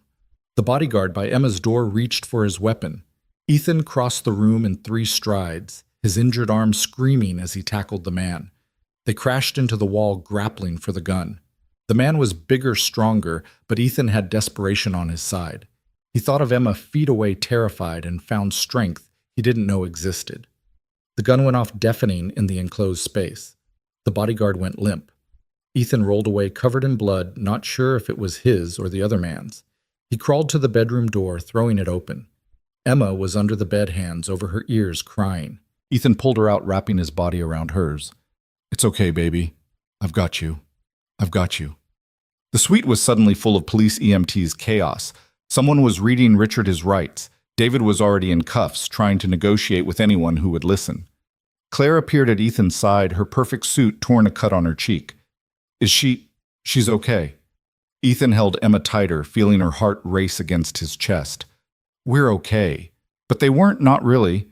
Emma was clinging to him like she had when she was 3 and scared of thunderstorms. Ethan's entire body was one large bruise, his reopened wound seeping through the expensive suit. And Claire. Claire looked shattered, the weight of what had almost happened crushing her. "This is my fault," she whispered. "All of it." "No," Ethan said firmly. "This is Richard's fault, David's fault, the fault of greedy small men who couldn't stand to see you succeed." Detective Morse approached them. "We need statements, but it can wait. EMTs want to check you all out first." "I want to go home," Emma said, her voice small. "Can we just go home?" Home. Their tiny apartment that now seemed like the safest place in the world. But Ethan looked at Claire, saw the isolation settling over her like a shroud, and made a decision. "We're all going home. Together." Claire looked up surprised. "Ethan, you don't have to—" "Yes, I do. You're not going back to that empty penthouse tonight. You're coming with us." For once, Claire didn't argue. The apartment had never felt smaller than it did with Claire Donovan, sitting on their second-hand couch, still in her torn designer suit, holding a cup of tea Mrs. Rodriguez had pressed into her hands. Emma was tucked between them, refusing to let go of Ethan's hand, even as exhaustion pulled her toward sleep. "Tell me the story," Emma requested, her usual bedtime demand. "Which one, baby?" "The one about the princess who saved the kingdom." Ethan usually embellished fairy tales for Emma's bedtime stories, but tonight the words wouldn't come. Claire spoke instead, her voice soft. "Once upon a time, there was a princess who thought she had to save the kingdom all by herself. She built tall walls around her castle and worked day and night to protect her people. But the walls that kept danger out also kept friendship out.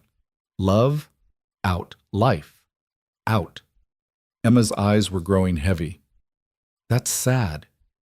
It was, until one day a knight appeared, not a perfect knight in shining armor, but a real knight with dents in his armor and scars from old battles. He had a daughter, the bravest little girl in all the land. Like me. Exactly like you. And the knight and his daughter showed the princess that kingdoms aren't saved by one person standing alone.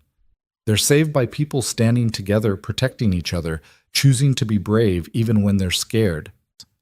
Emma was asleep before the story ended, but Claire kept talking, her words now meant for Ethan. The princess learned that strength wasn't about being untouchable. It was about being touched by life, by love, by loss, and choosing to remain open despite the risk. The knight taught her that just by being himself. "How does it end?" Ethan asked quietly. Claire looked at him over Emma's sleeping form. "I don't know yet, but I hope they all live happily ever after, even if ever after is complicated and messy and nothing like the fairy tales promised." "The best stories usually are." Mrs. Rodriguez bustled in from the kitchen where she'd been pretending not to eavesdrop. "The child needs her bed. You both need rest and proper food. I'll make soup." As Ethan carried Emma to her room, he heard Mrs. Rodriguez speaking to Claire in rapid Spanish, then slower English. "You love them, both of them." "I've known them a week," Claire protested. "And love doesn't follow schedules. It comes when it comes. The question is what you do with it." Ethan tucked Emma into bed, kissing her forehead, checking the window locks twice. When he returned to the living room, Claire was crying silently, tears streaming down her face while Mrs. Rodriguez rubbed her back. "Hey," he said softly, sitting beside her. "It's over. Everyone's safe. I almost got her killed. Your baby, your whole world almost died because of my baggage. But she didn't. She's here, she's safe, and tomorrow she'll probably ask if she can visit your office to see those robots you mentioned." Claire laughed through her tears, a broken sound. "How can you not hate me?" "Because none of this is your fault. Because you stood between Richard and Emma without hesitation. Because—" He paused, weighing his words.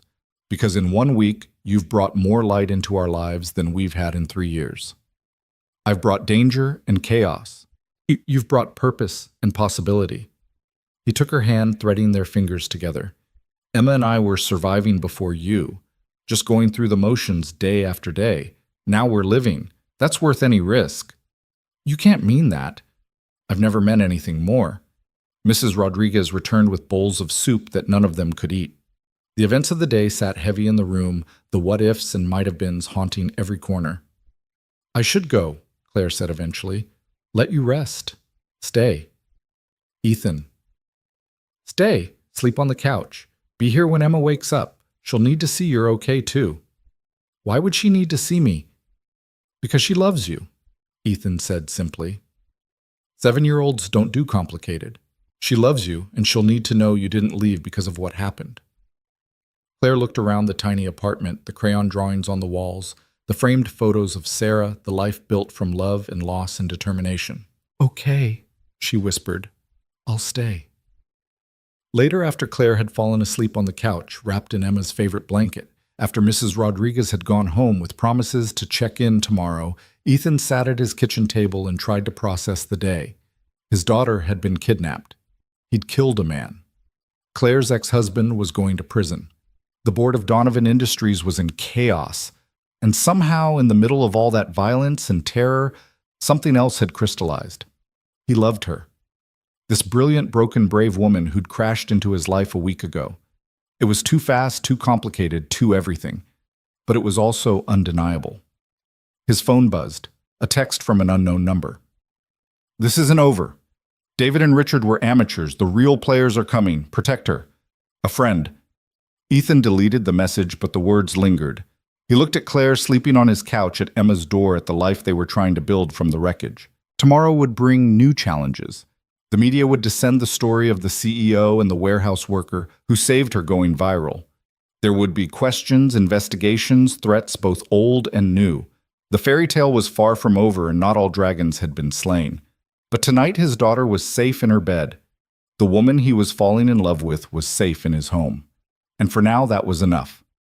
He checked the locks one more time, then settled into the chair beside the couch where he could watch over both of them. Guardian, protector, father, and maybe something more.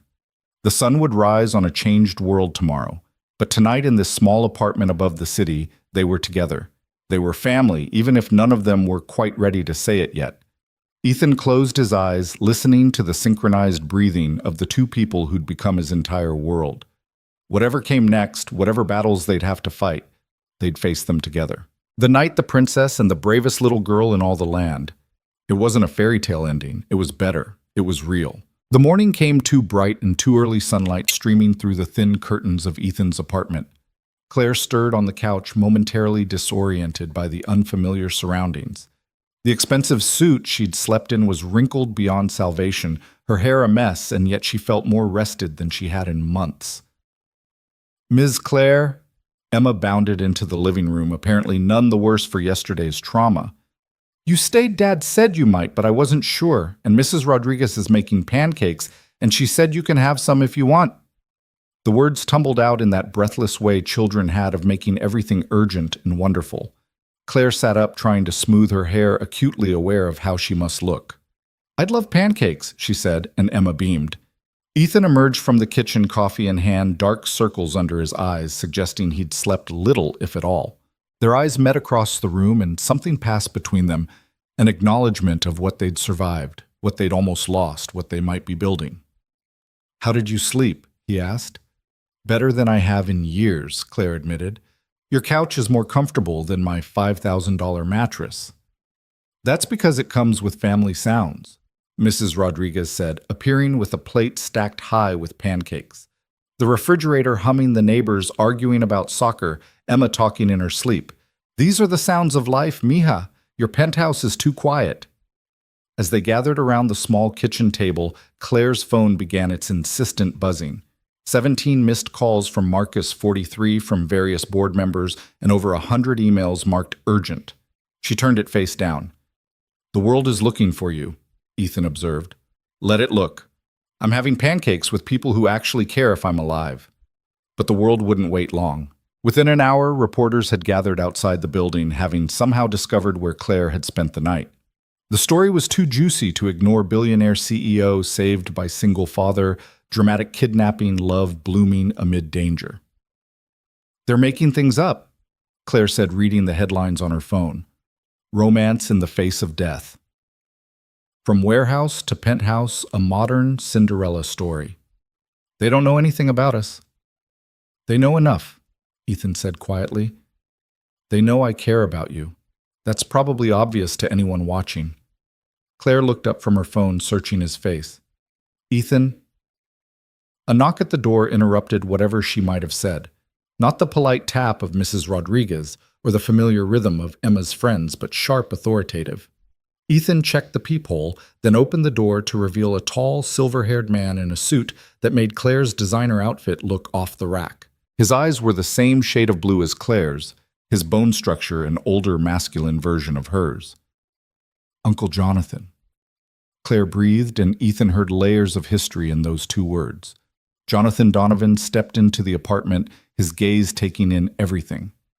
The modest surroundings, Ethan's protective stance, Emma peeking out from behind her father, Claire looking more disheveled than he'd probably ever seen her. Claire, we need to talk. How did you find me? I own shares in the company that operates the traffic cameras. Finding you was simple. Understanding why you're here instead of dealing with the crisis at the company that's more complex. There is no crisis. Richard is in custody. David is cooperating with authorities, and 3 more board members have called emergency meetings. The Japanese investors are threatening to pull out. The stock has dropped 12% in overnight trading. Jonathan's voice was calm, almost gentle, but Ethan recognized the steel underneath. You're the CEO, Claire. This is when you need to be at the helm, not playing house in... He gestured vaguely at the apartment, whatever this is. This is my friend's home, Claire said, standing straighter. The friend who saved my life, twice. Jonathan's gaze shifted to Ethan, assessing. Mr. Cole, I've read about you. Warehouse worker, single father, hero of the moment. How much... Excuse me? How much to walk away? I can have a check written within the hour. Enough to set you and your daughter up for life. All you have to do is disappear. Emma made a small sound of distress, pressing closer to Ethan. Claire stepped between them, and Jonathan fury radiating from every line of her body. How dare you? I dare because someone needs to protect you from yourself. This man and his child are liabilities, Claire. Weaknesses your enemies will exploit. They're not weaknesses. They're the first real thing in my life since Dad died. Your father would be appalled to see you like this. He built an empire, and you're letting it crumble for what? A fairy tale romance with someone completely unsuitable. My father would have loved Ethan, Claire said quietly. He would have respected a man who puts family first, who acts with honor, even when it costs him everything. Dad would have loved Emma too, would have seen himself in her curiosity and determination. Your father was a businessman. My father was a human being first, something you forgot long ago, Uncle. Jonathan's composure cracked slightly. I'm trying to protect you, the company, your legacy. I don't need protection. I need support. And if you can't provide that, then you can leave. For a moment, uncle and niece stared at each other, decades of family dynamics playing out in silence. Then Jonathan turned to Ethan. You seem like a decent man, Mr. Cole, but decency won't protect her from what's coming. The attack on Claire wasn't just about Richard's petty revenge. There are forces at play here you can't imagine. International competitors who want her technology governments, who fear what her innovations mean for their economies, established energy companies who stand to lose trillions if her solar breakthrough reaches market. Then we'll face them together, Ethan said simply. Together. Jonathan laughed, but there was no humor in it. You're injured, untrained, and have a child to protect. What exactly do you think you can offer? Something you can't, Claire interjected. He can offer me a reason to fight that has nothing to do with stock prices or market share. He and Emma remind me why the work matters, creating a better world for the next generation, not just accumulating wealth for its own sake. Jonathan studied them both for a long moment. You're in love with him. It wasn't a question, but Claire answered anyway. Yes. Ethan's heart stopped, then resumed at double speed. They hadn't said the words, had barely acknowledged what was growing between them, and here she was declaring it to her disapproving uncle like it was the simplest truth in the world. And you, Jonathan asked Ethan, are you in love with my niece or with what she can provide? I fell in love with her before I knew she could provide anything except the possibility of getting stabbed in an alley, Ethan replied. The money, the company, the complications, I'd happily live without all of it, but I can't live without her. Emma tugged on Ethan's shirt. Dad, are you and Ms. Claire getting married? The adults all froze, the innocent question hanging in the air like a challenge. It's complicated, baby, Ethan started, but Claire knelt down to Emma's level. Not yet, she said gently. But maybe someday if your dad agrees and you're okay with it. Would you be okay with it? Emma considered this seriously. Would you live here with us? We might find a bigger place where we could all be comfortable. Can Mrs. Rodriguez come too? If she wants to. Then yes, Emma decided. You make Dad smile like he used to when Mom was here. That's good, right? That's very good, Claire agreed, blinking back tears. Jonathan observed this exchange with something shifting in his expression. When he spoke again, his tone had changed. Your father proposed to your mother in an apartment not much bigger than this, he said to Claire. Before the money, before the company became what it is. She said yes, because she saw who he could become, not who he was. He looked at Ethan. Maybe I've been looking at this wrong. Uncle, the board is meeting in 3 hours. If you're not there, they'll vote no confidence and remove you as CEO. But if you show up with Mr. Cole, make it clear that this is your choice, your life, your decision that might actually strengthen your position. Puppets. Because it shows you're not afraid. Not of them, not of public opinion, not of anything. Your father's greatest strength was his fearlessness. Maybe it's time you reminded them you're his daughter. Jonathan moved toward the door, then paused. Mr. Cole, that offer stands, but for a different reason. Not to leave, but to stay.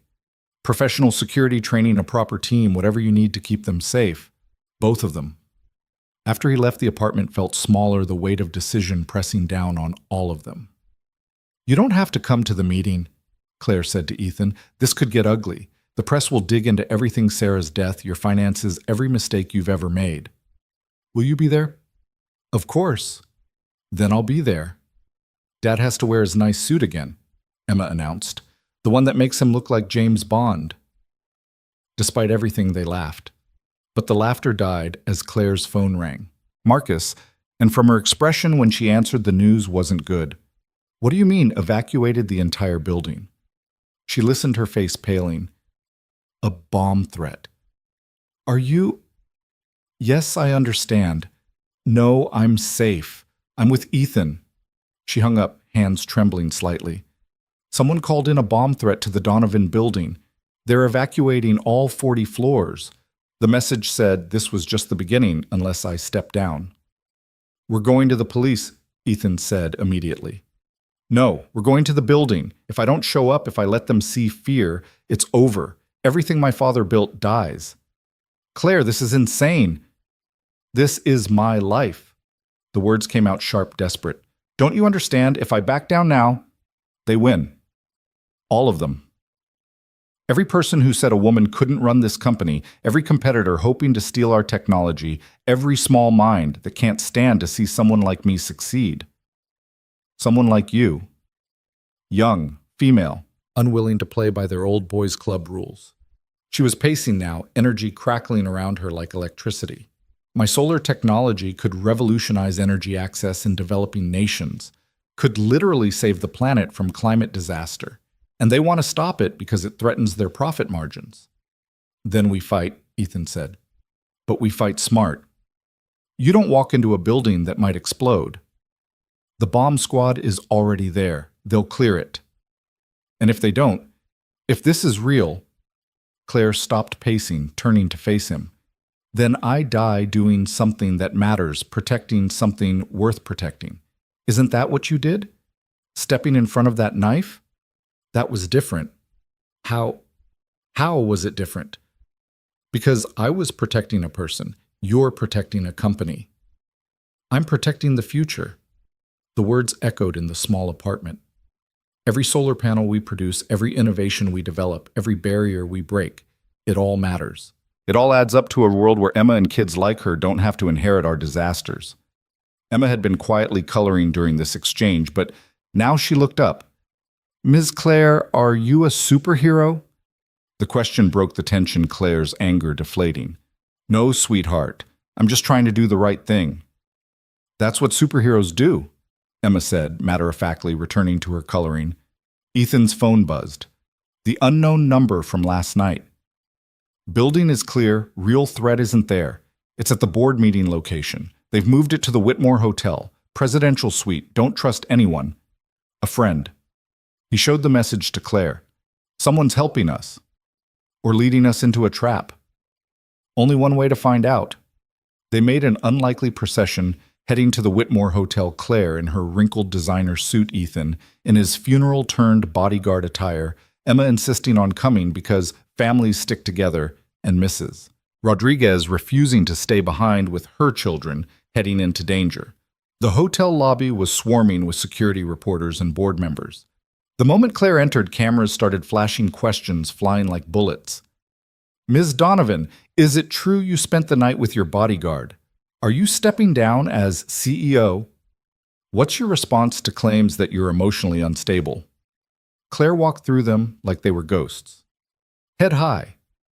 Ethan at her right side, Emma holding her left hand. The image would be on every front page tomorrow, the billionaire and the warehouse worker's daughter, fingers intertwined. The elevator to the presidential suite was private, requiring a special key. Marcus was waiting. His usual composure cracked. Claire, thank God. It's chaos. Half the board wants you out immediately. The other half is fighting about who should replace you. And there's something else. The elevator doors opened to reveal the suite transformed into a boardroom battlefield. Men in expensive suits clustered in groups, voices, raised papers scattered across every surface. They all turned when Claire entered conversations, dying mid-sentence. Gentlemen, Claire said coolly, and Margaret, I understand there are concerns. Concerns? A red-faced man Ethan recognized as Gerald Whitmore, the hotel's owner and a major shareholder, stepped forward. You've turned this company into a circus. Attacks, kidnappings, your personal life splashed across every tabloid. My personal life is not up for discussion. It is when it affects stock prices, another man shouted. We've lost hundreds of millions in value in 2 days. Paper losses, Claire countered. The fundamentals haven't changed. Our technology is still revolutionary. Our contracts are still solid. The only thing that's changed is that some of you have shown your true colors. What's that supposed to mean? Claire pulled out her phone, connecting it to the suite's presentation system. I've had an interesting morning. My uncle, who some of you know, has access to certain resources. Traffic cameras, financial records, communication logs. The screen filled with data phone records, emails, financial transactions. Gerald, you've been in contact with Petrolin Industries for 3 weeks, discussing the sale of our solar patents if I were to be removed. Thomas, you've been shorting our stock while publicly supporting me, making millions off the volatility. And Margaret, Claire's voice softened slightly. You've been feeding information to the press, trying to position yourself as my replacement. The room erupted in denials, accusations, lawyers, threatening lawsuits. Through it all, Claire stood calm in the center of the storm. Enough, the voice came from the back of the room. An elderly man Ethan didn't recognize walked forward, leaning heavily on a cane. Ms. Donovan is right. We've all been plotting, scheming, focusing on personal gain instead of the company's mission. Mr. Yamamoto, Claire said, inclining her head respectfully, I didn't know you were in town. I arrived this morning when I heard about the troubles. Yamamoto was Ancient, one of the original investors in Claire's father's company. Your father saved my family's business, once took a chance on us when no one else would. I've watched you these past 5 years, Claire. You have his vision, his courage, and now, like him, you have someone willing to stand beside you against any threat. His gaze moved to Ethan. You are the warehouse worker who saved her. I'm Ethan Cole. Just Ethan Cole. No pretense, no agenda. How refreshing. Yamamoto turned to address the room. I motion to dissolve this board and reconstitute it with members who remember what Donovan Industries stands for. All in favor? You can't do that, Gerald protested. You don't have the authority. I own 30% of this company, Yamamoto said quietly. Combined with Claire's 25% and the proxies I've collected from other shareholders who are tired of these games, I have more than enough authority. The vote was swift and decisive. Within minutes, most of the board was dismissed, their security badges deactivated before they even left the suite. Only Margaret remained looking stunned. "Why keep me?" she asked Claire. "After what I did?" "Because you're brilliant at what you do. You let ambition cloud your judgment, but your insights about our Asian markets have been invaluable. Everyone deserves a second chance. Don't waste yours." As the former board members filed out, Yamamoto approached Ethan and Emma, who'd been watching the proceedings with wide eyes. "Young lady, what did you think of all that?" Emma considered the question seriously. "It was like when the mean kids at school try to take over the playground, but Ms. Claire showed them she's in charge." "An excellent summary. You have a future in business?"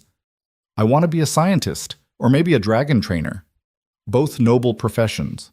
Claire was surrounded by the remaining board members and senior staff handling a dozen crises at once, but her eyes kept finding Ethan across the room as if confirming he was still there, still real. Marcus appeared at Ethan's elbow. "She's good at this. The crisis management, the corporate maneuvering. But she's different with you here. More human." "She was always human." "Was she? I've worked with her for 5 years and I've never seen her smile the way she does when your daughter talks to her. Never seen her look as peaceful as she did walking in here holding both your hands despite everything happening around her." "What's your point, Marcus?" "My point is that you're good for her. And she's probably good for you. But this world—" He gestured at the opulent suite, the lawyers and assistants buzzing around. "This world will try to eat you alive. It doesn't like outsiders, doesn't like change. You'll need to be stronger than you've ever been. I survived the south side of Chicago. I survived losing my wife. I survived a knife meant for Claire. I think I can handle some rich people's disapproval." Marcus smiled slightly. "You know what? You just might." The afternoon stretched into evening crisis after crisis being handled, plans being made. Emma had fallen asleep on one of the suite's massive couches, Mrs. Rodriguez watching over her. Ethan stood by the windows, watching the city lights come alive when Claire finally broke free from the crowd. "Hi?" she said, leaning against him slightly. "Hi. How are you holding up?" "I just fired 70% of my board, discovered multiple conspiracies against me, and essentially declared war on the entire traditional energy sector. So typical Tuesday." "Is it always like this?" "No," she said softly. "Sometimes it's worse. And you choose this every day." "I choose to fight for what matters. The method might be corporate warfare instead of street fights, but it's still fighting for something bigger than myself." She turned to face him. "But I don't want to do it alone anymore." "You're not alone." "I know. That's the miraculous part." She glanced around, making sure no one was within earshot. "Ethan, what I said to my uncle about being in love with you, was it true?" "Every word. I know it's too fast, too complicated, but—" He kissed her, cutting off her explanations. It was their first real kiss, not a grateful peck on the cheek or a moment of comfort, but a declaration. When they pulled apart, several board members were staring. Marcus was trying not to smile, and Emma had woken up. "Finally," the little girl announced, "Mrs. Rodriguez owes me $5. She said you wouldn't kiss for another week." The room laughed, tension breaking. Even the serious Mr. Yamamoto cracked a smile, but the moment of levity was short-lived. Claire's phone rang Detective Morse. "Ms. Donovan, we have a problem. Richard Hawthorne made bail again, and he's disappeared." Claire's phone slipped from her fingers, clattering on the marble floor. The sound seemed to echo in the sudden silence that had fallen over the suite. Ethan caught her arm as she swayed slightly, the color draining from her face. "How?" she whispered into the phone she'd retrieved. "How does someone with attempted murder charges make bail twice as—" Detective Morse's voice was tight with frustration, audible even from where Ethan stood. "Different judge, different lawyers. They claimed the kidnapping was a misunderstanding, that he thought he was protecting the child from a dangerous situation. The attempted murder charge was reduced to assault based on technicalities about intent. $2 million bail paid in cash within an hour." "Who has that kind of money?" Ethan demanded, taking the phone from Claire's trembling hand. "Richard was supposedly broke. That's what we're trying to figure out. Mr. Cole, you need to get Ms. Donovan somewhere safe. Richard's not operating alone anymore. This is bigger than a domestic dispute or corporate takeover. The suite had gone quiet, everyone listening despite attempts to appear otherwise occupied. Mr. Yamamoto approached his cane, tapping against the floor in a measured rhythm. "Perhaps," he said carefully, "it would be wise to move this gathering to a more secure location. My company maintains a safe house outside the city, completely off the grid, state-of-the-art security." "I'm not running," Claire said, her voice gaining strength. "That's what they want, whoever they are. They want me to hide to show weakness." "Claire," Marcus interjected, "this isn't about showing weakness. This is about survival. You can't run the company if you're dead." Emma had moved closer to her father, picking up on the tension despite not understanding the details. She slipped her small hand into his, and Ethan felt the familiar weight of responsibility, but now it was doubled. He had 2 people to protect 3 if he counted Mrs. Rodriguez, who was muttering prayers in Spanish while clutching her rosary. "There's something else," Detective Morse continued. "We found David Morse's body an hour ago. Staged to look like suicide, but forensics suggests otherwise. Whatever he knew, whoever he was working with, they cleaned up that loose end." Claire sank into a chair, the weight of it all finally showing. "David's dead. I'm sorry, Ms. Donovan. I know he betrayed you, but he was still a person, a stupid, greedy person, but he didn't deserve to die." She looked up at Ethan. "How many more people are going to die because of me?" "Because of them," Ethan corrected firmly. "The people doing this are responsible, not you." His phone buzzed. The unknown number again, Whitmore Hotel, compromised. Multiple hostiles en route. Northwest service elevator is clear for next 3 minutes. Black SUV and loading dock. Keys under driver's seat. Trust no one else. A friend. Ethan showed the message to Claire and Yamamoto. The old man's eyes sharpened. "Interesting. Someone is playing guardian angel." He raised his voice slightly. "Everyone remain calm, but we're implementing evacuation protocol. Security teams to their positions." But even as he spoke, Ethan noticed something wrong. 2 of the security guards near the main elevator were checking their watches too frequently, their hands hovering near their weapons. Another was speaking quietly into a phone, which was odd since they should have been using official radios. "Claire," he said quietly, "we need to go. Now." She didn't question him, that trust that had been building between them, requiring no explanation. She stood smoothing her skirt with hands that barely trembled. "Emma, baby, we're going on an adventure," Ethan said, keeping his voice light despite his racing heart. "A scary adventure?" his daughter asked, too perceptive as always. "Maybe a little scary, but we'll be together." Mrs. Rodriguez crossed herself. "Dios mío, not again." They moved casually toward the back of the suite, Claire pausing to speak with various people as if nothing was wrong. But Ethan saw her whisper urgently to Marcus, and Yamamoto saw them begin their own subtle movements toward exits. The service elevator was exactly where the message had indicated. As the doors closed behind them, Ethan heard shouts from the suite, the sound of doors being kicked in. They'd gotten out just in time. The descent seemed to take forever. Emma pressed between the adults, Mrs. Rodriguez praying steadily. When the doors opened on the loading dock, the promised SUV was waiting, engine already running. Ethan checked underneath, no bombs. Inside, no obvious threats. The keys were indeed under the driver's seat, along with a burner phone and a note. "Drive north, cabin address programmed in GPS, friends waiting." "This could be a trap," Claire said, even as she helped Emma into the back seat. "Everything could be a trap at this point," Ethan replied, sliding behind the wheel. "But staying still definitely gets us killed." They pulled out of the loading dock just as black vans screeched up to the hotel's main entrance. Armed men in tactical gear poured out, definitely not standard law enforcement. "Mercenaries," Claire breathed. "Someone hired actual mercenaries." Ethan drove with controlled urgency, not fast enough to draw attention, but quick enough to put distance between them and the hotel. The GPS directed them north out of the city into the darkness of rural Illinois. Emma had fallen asleep against Mrs. Rodriguez, the exhaustion of the past days finally claiming her. Claire sat in the passenger seat, her phone dark in her lap. "I should call the FBI," she said. "Homeland Security, someone. And tell them that mysterious forces are trying to kill you, that you're getting help from an anonymous source. They'll think you're paranoid." "Aren't I?" "No, paranoid implies the threat isn't real. This is very real." They drove in silence for 20 minutes before Claire spoke again. I'm sorry I dragged you into this. You didn't drag me anywhere. I jumped. Why really? Why? And don't say it's because you love me. You didn't love me when you stepped in front of that knife.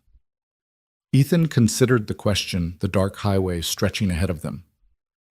My whole life I've watched from the sidelines, watched other people succeed, watched Sarah get sick, watched our savings disappear. I was so focused on just surviving that I forgot what it felt like to actually do something that mattered. Saving a stranger's life matters. It was more than that. It was choosing to act instead of just react. For the first time in 3 years, I made a choice that wasn't about merely getting through another day. He glanced at her. And then you turned out to be you, and suddenly I had more choices. Bigger ones, scary ones, but all of them about living instead of just surviving.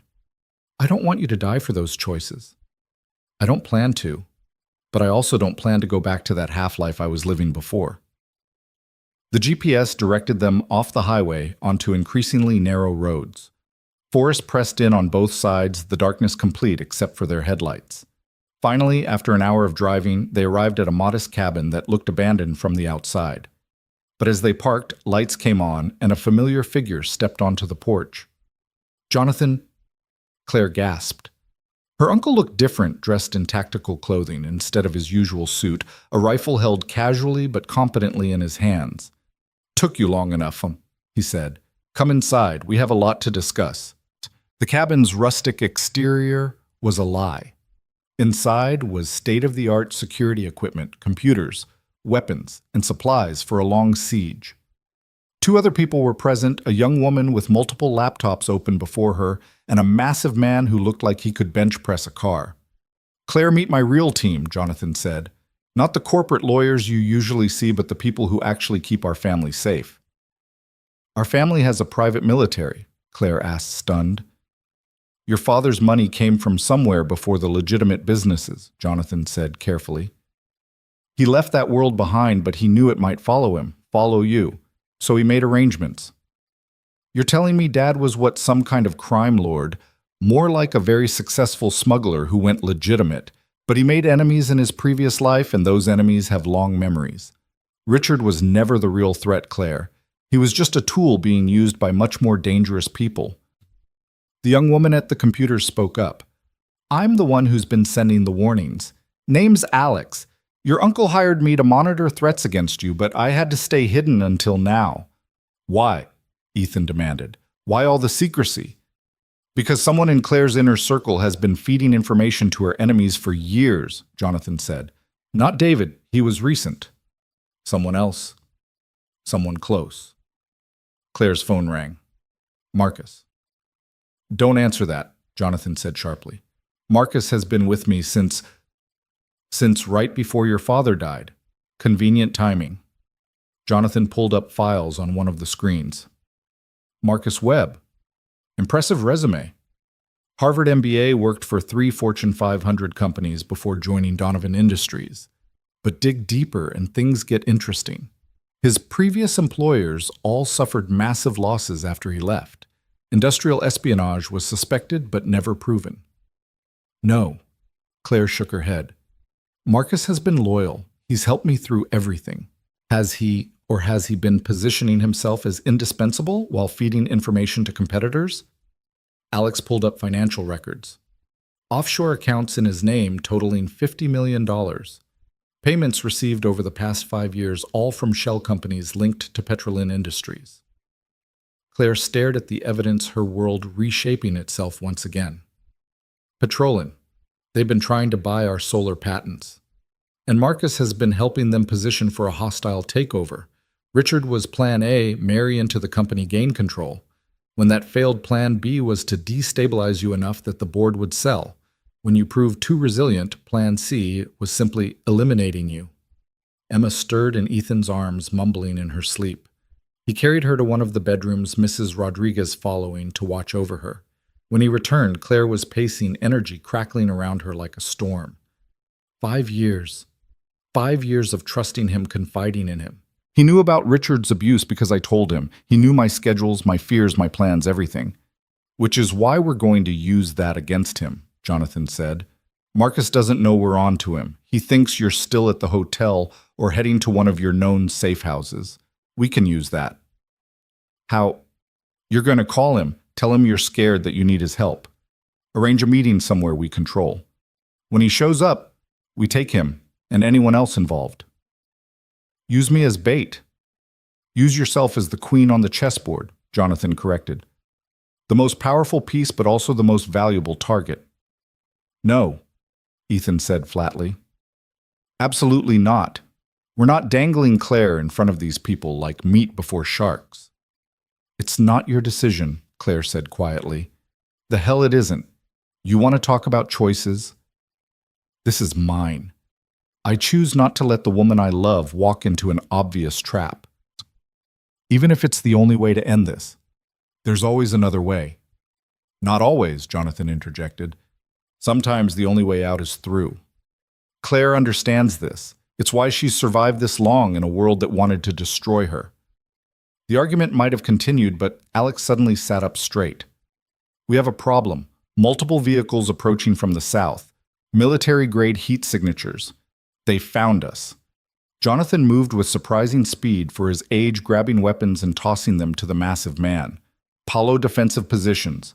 Alex wipe everything and prepare for evac. Claire, Ethan, get the child and the old woman. Back exit leads to a boat dock. Take the speedboat, head north across the lake.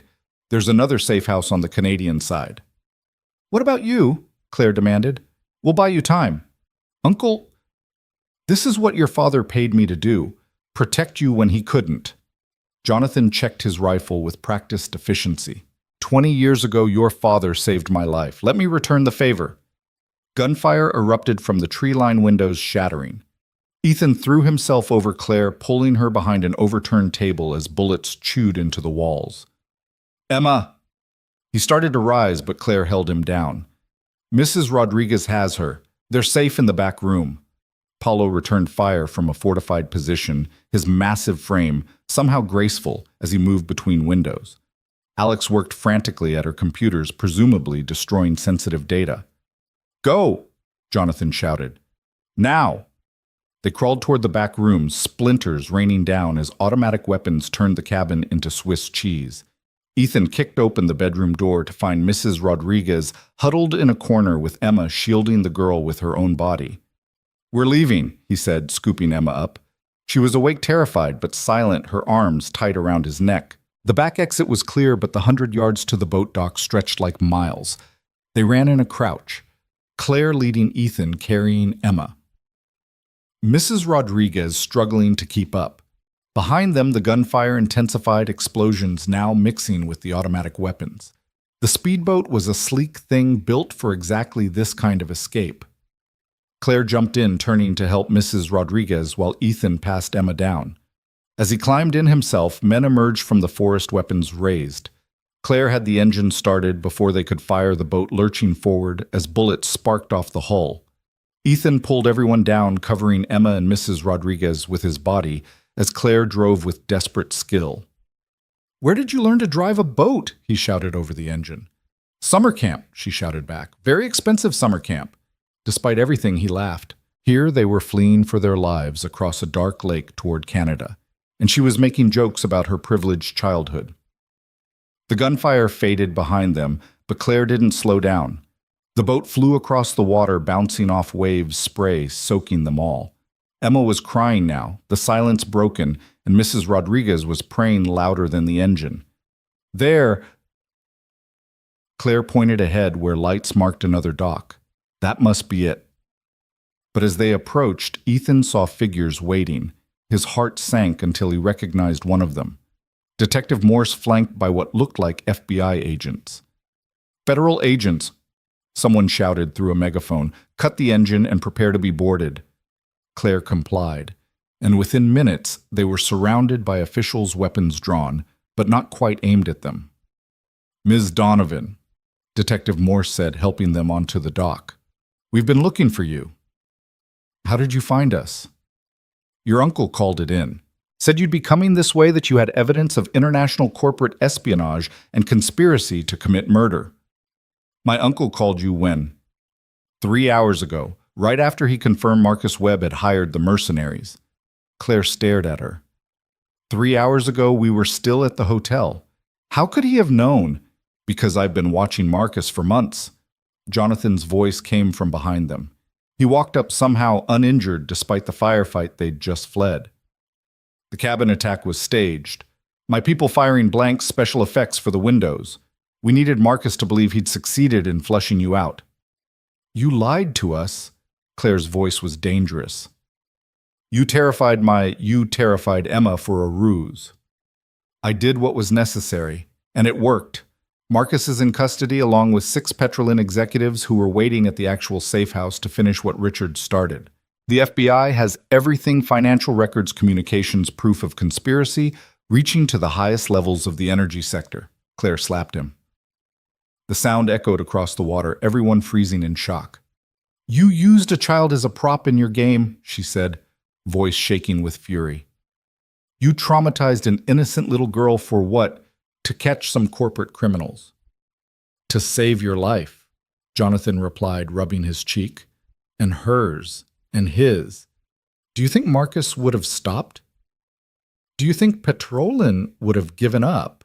They would have hunted you forever, and anyone close to you would have been collateral damage. We could have found another way. There was no other way that ended with certainty. Now it's over. Really over. Is it? Ethan asked Emma, still clinging to him, her tears soaking his shirt. Because from where I'm standing, we've got a traumatized child, an elderly woman who shouldn't have been involved in any of this, and a whole lot of broken trust. Trust, Jonathan said, looking at Claire, is a luxury in our world. Results are what matter. No, Claire said firmly. Trust is everything. It's the difference between surviving and living, between being alone and having a family. She moved to Ethan and Emma, wrapping her arms around both of them. This is my family now, and if you ever put them at risk again, uncle or not, I'll destroy you. Jonathan studied them for a long moment. Your father would be proud. He was soft like that too in the end. It's why he got out of the game. He turned to leave, then paused. For what it's worth, I am sorry about the child. That wasn't supposed to be part of it. After he left, they stood on the dock in the cold night air, a strange group, a billionaire CEO, a warehouse worker, a traumatized child, an elderly neighbor, and various federal agents trying to figure out what to do with them. Ms. Donovan, Detective Morse said gently, we need statements, but it can wait until morning. There's a hotel nearby. No hotels, Claire said quickly. No more hotels or safe houses or secure locations.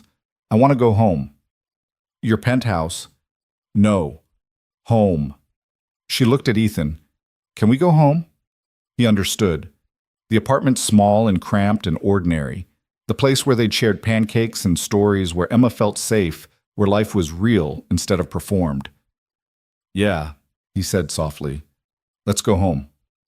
The FBI drove them back to Chicago, the sun rising as they reached the city. The apartment building looked exactly the same as if the past 24 hours hadn't happened, as if their entire world hadn't tilted off its axis multiple times. Mrs. Rodriguez kissed them all and retreated to her own apartment, muttering about needing tea with brandy in it. Lots of brandy. Emma had fallen asleep again, and Ethan carried her to her room, Claire following. As he tucked his daughter in, Emma opened her eyes briefly. Miss Claire. Yes, sweetheart. Are the bad men gone now? Claire knelt beside the bed, smoothing Emma's hair. Yes, they're all gone. You're safe. Are you staying? Claire looked at Ethan, a question in her eyes. He nodded. I'm staying, she promised. Emma smiled and drifted back to sleep. They stood in the doorway for a moment, watching her breathe, reassuring themselves that she was really okay. In the living room, exhaustion finally claimed them.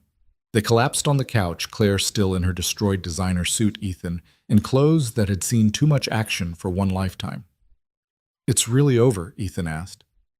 The conspiracy is, Marcus is going to federal prison. Petrolin is under investigation. Richard, she paused. Richard will probably disappear into witness protection after he testifies. He knows too much for them to let him walk free, but not enough to be worth killing. And you I have a company to rebuild, a board to reconstitute, technology to bring to market. She turned to face him. But I don't want to do it alone. I want you with me, both of you. Claire, I'm not a corporate guy. I don't know anything about renewable energy or hostile takeovers, or you know about loyalty, about protection, about doing the right thing even when it costs everything. She took his hand. I need that. The company needs that. Someone who sees through the noise to what actually matters. What are you saying? I'm saying I love you. I'm saying I want to wake up next to you and Emma every morning. I'm saying I want to try to build something real together, even if it's complicated and messy and nothing like either of us planned. Ethan thought about the strange journey that had brought them here. A week ago, he'd been nobody special. Now he was sitting next to one of the most powerful women in the country, and she was asking him to share her life. I need to keep working, he said. Not at the warehouse, but something. I need to contribute. Head of security for Donovan Industries pays well. Excellent benefits. Your boss is supposedly difficult but fair. Supposedly? I hear she's mellowing, something about a 7-year-old's influence. He laughed, pulling her closer. All right, but we do this as equals. No more secrets, no more protecting each other from hard truths. We're partners or we're nothing. Partners? She agreed, sealing it with a kiss that tasted like promise and possibility. Outside Chicago was waking up. The sun painted the buildings gold, the city humming with its usual energy. Inside the small apartment, a new family was forming from the ashes of violence and betrayal. Not the family any of them had planned, but the one they'd chosen. Claire's phone buzzed with messages, the board, the media, the endless demands of her position. She turned it off, choosing instead to stay in this moment, in this place, with these people who'd become everything. What happens tomorrow? Ethan asked. Tomorrow we start rebuilding. The company, our lives, everything. It won't be easy. Nothing worth doing ever is. From her bedroom, Emma called out, Dad, Ms. Claire, can we have pancakes? They looked at each other and laughed, the sound filling the small apartment with something that had been missing for too long, joy. Pancakes it is, Claire said, standing and pulling Ethan up with her. But I'm warning you, I don't actually know how to cook. Good thing I do. Good thing indeed. As Ethan started mixing batter and Claire attempted to help, while mostly getting in the way, Emma emerged from her room dragging her favorite blanket. She climbed onto a kitchen stool, watching them with eyes that were older than they should be, but still held that spark of childhood wonder. Are you going to get married now? She asked with her characteristic directness. Claire and Ethan exchanged glances. They'd been through more in a week than most couples experienced in a lifetime. But marriage seemed both inevitable and impossibly far away. Someday, Ethan said carefully, when we're ready, when you're ready too, Claire added to Emma. This is your family. You get a say. Emma considered this seriously. I want a fancy dress, and Mrs. Rodriguez has to come, and no bad men with guns. Deal, Claire said solemnly. No bad men with guns at our wedding. Our wedding. Ethan repeated, tasting the words. A week ago, he'd been a widower convinced he'd never love again. Now he was planning a future with a woman who'd turned his entire world upside down. As they ate pancakes and Emma regaled them with plans for their theoretical wedding, Claire's phone rang again. This time it was Mr. Yamamoto. I should take this, she said apologetically. Speakerphone, Ethan said. Partners remember. She smiled and answered on speaker. Mr. Yamamoto. Ms. Donovan, I wanted you to know that the emergency board has voted. You retain your position as CEO with full support. Additionally, we've approved your solar initiative for immediate implementation. We're going to change the world, my dear. We're going to try, Claire said, her eyes on her new family. Also, Yamamoto continued, I've taken the liberty of arranging something. Check your email when you have a moment. Consider it a gift from an old man who remembers what it's like to be young and in love. After he hung up, Claire checked her email. Inside was a deed to a house. Not a mansion, but a real house with a yard and enough bedrooms for a family in a neighborhood with good schools and tree-lined streets. He bought us a house, Ethan said, stunned.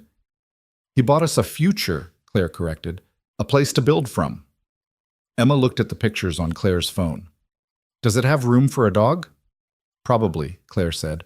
Then I approve. And just like that, their future took shape. Not the one any of them had imagined, but one forged in fire and chosen in love.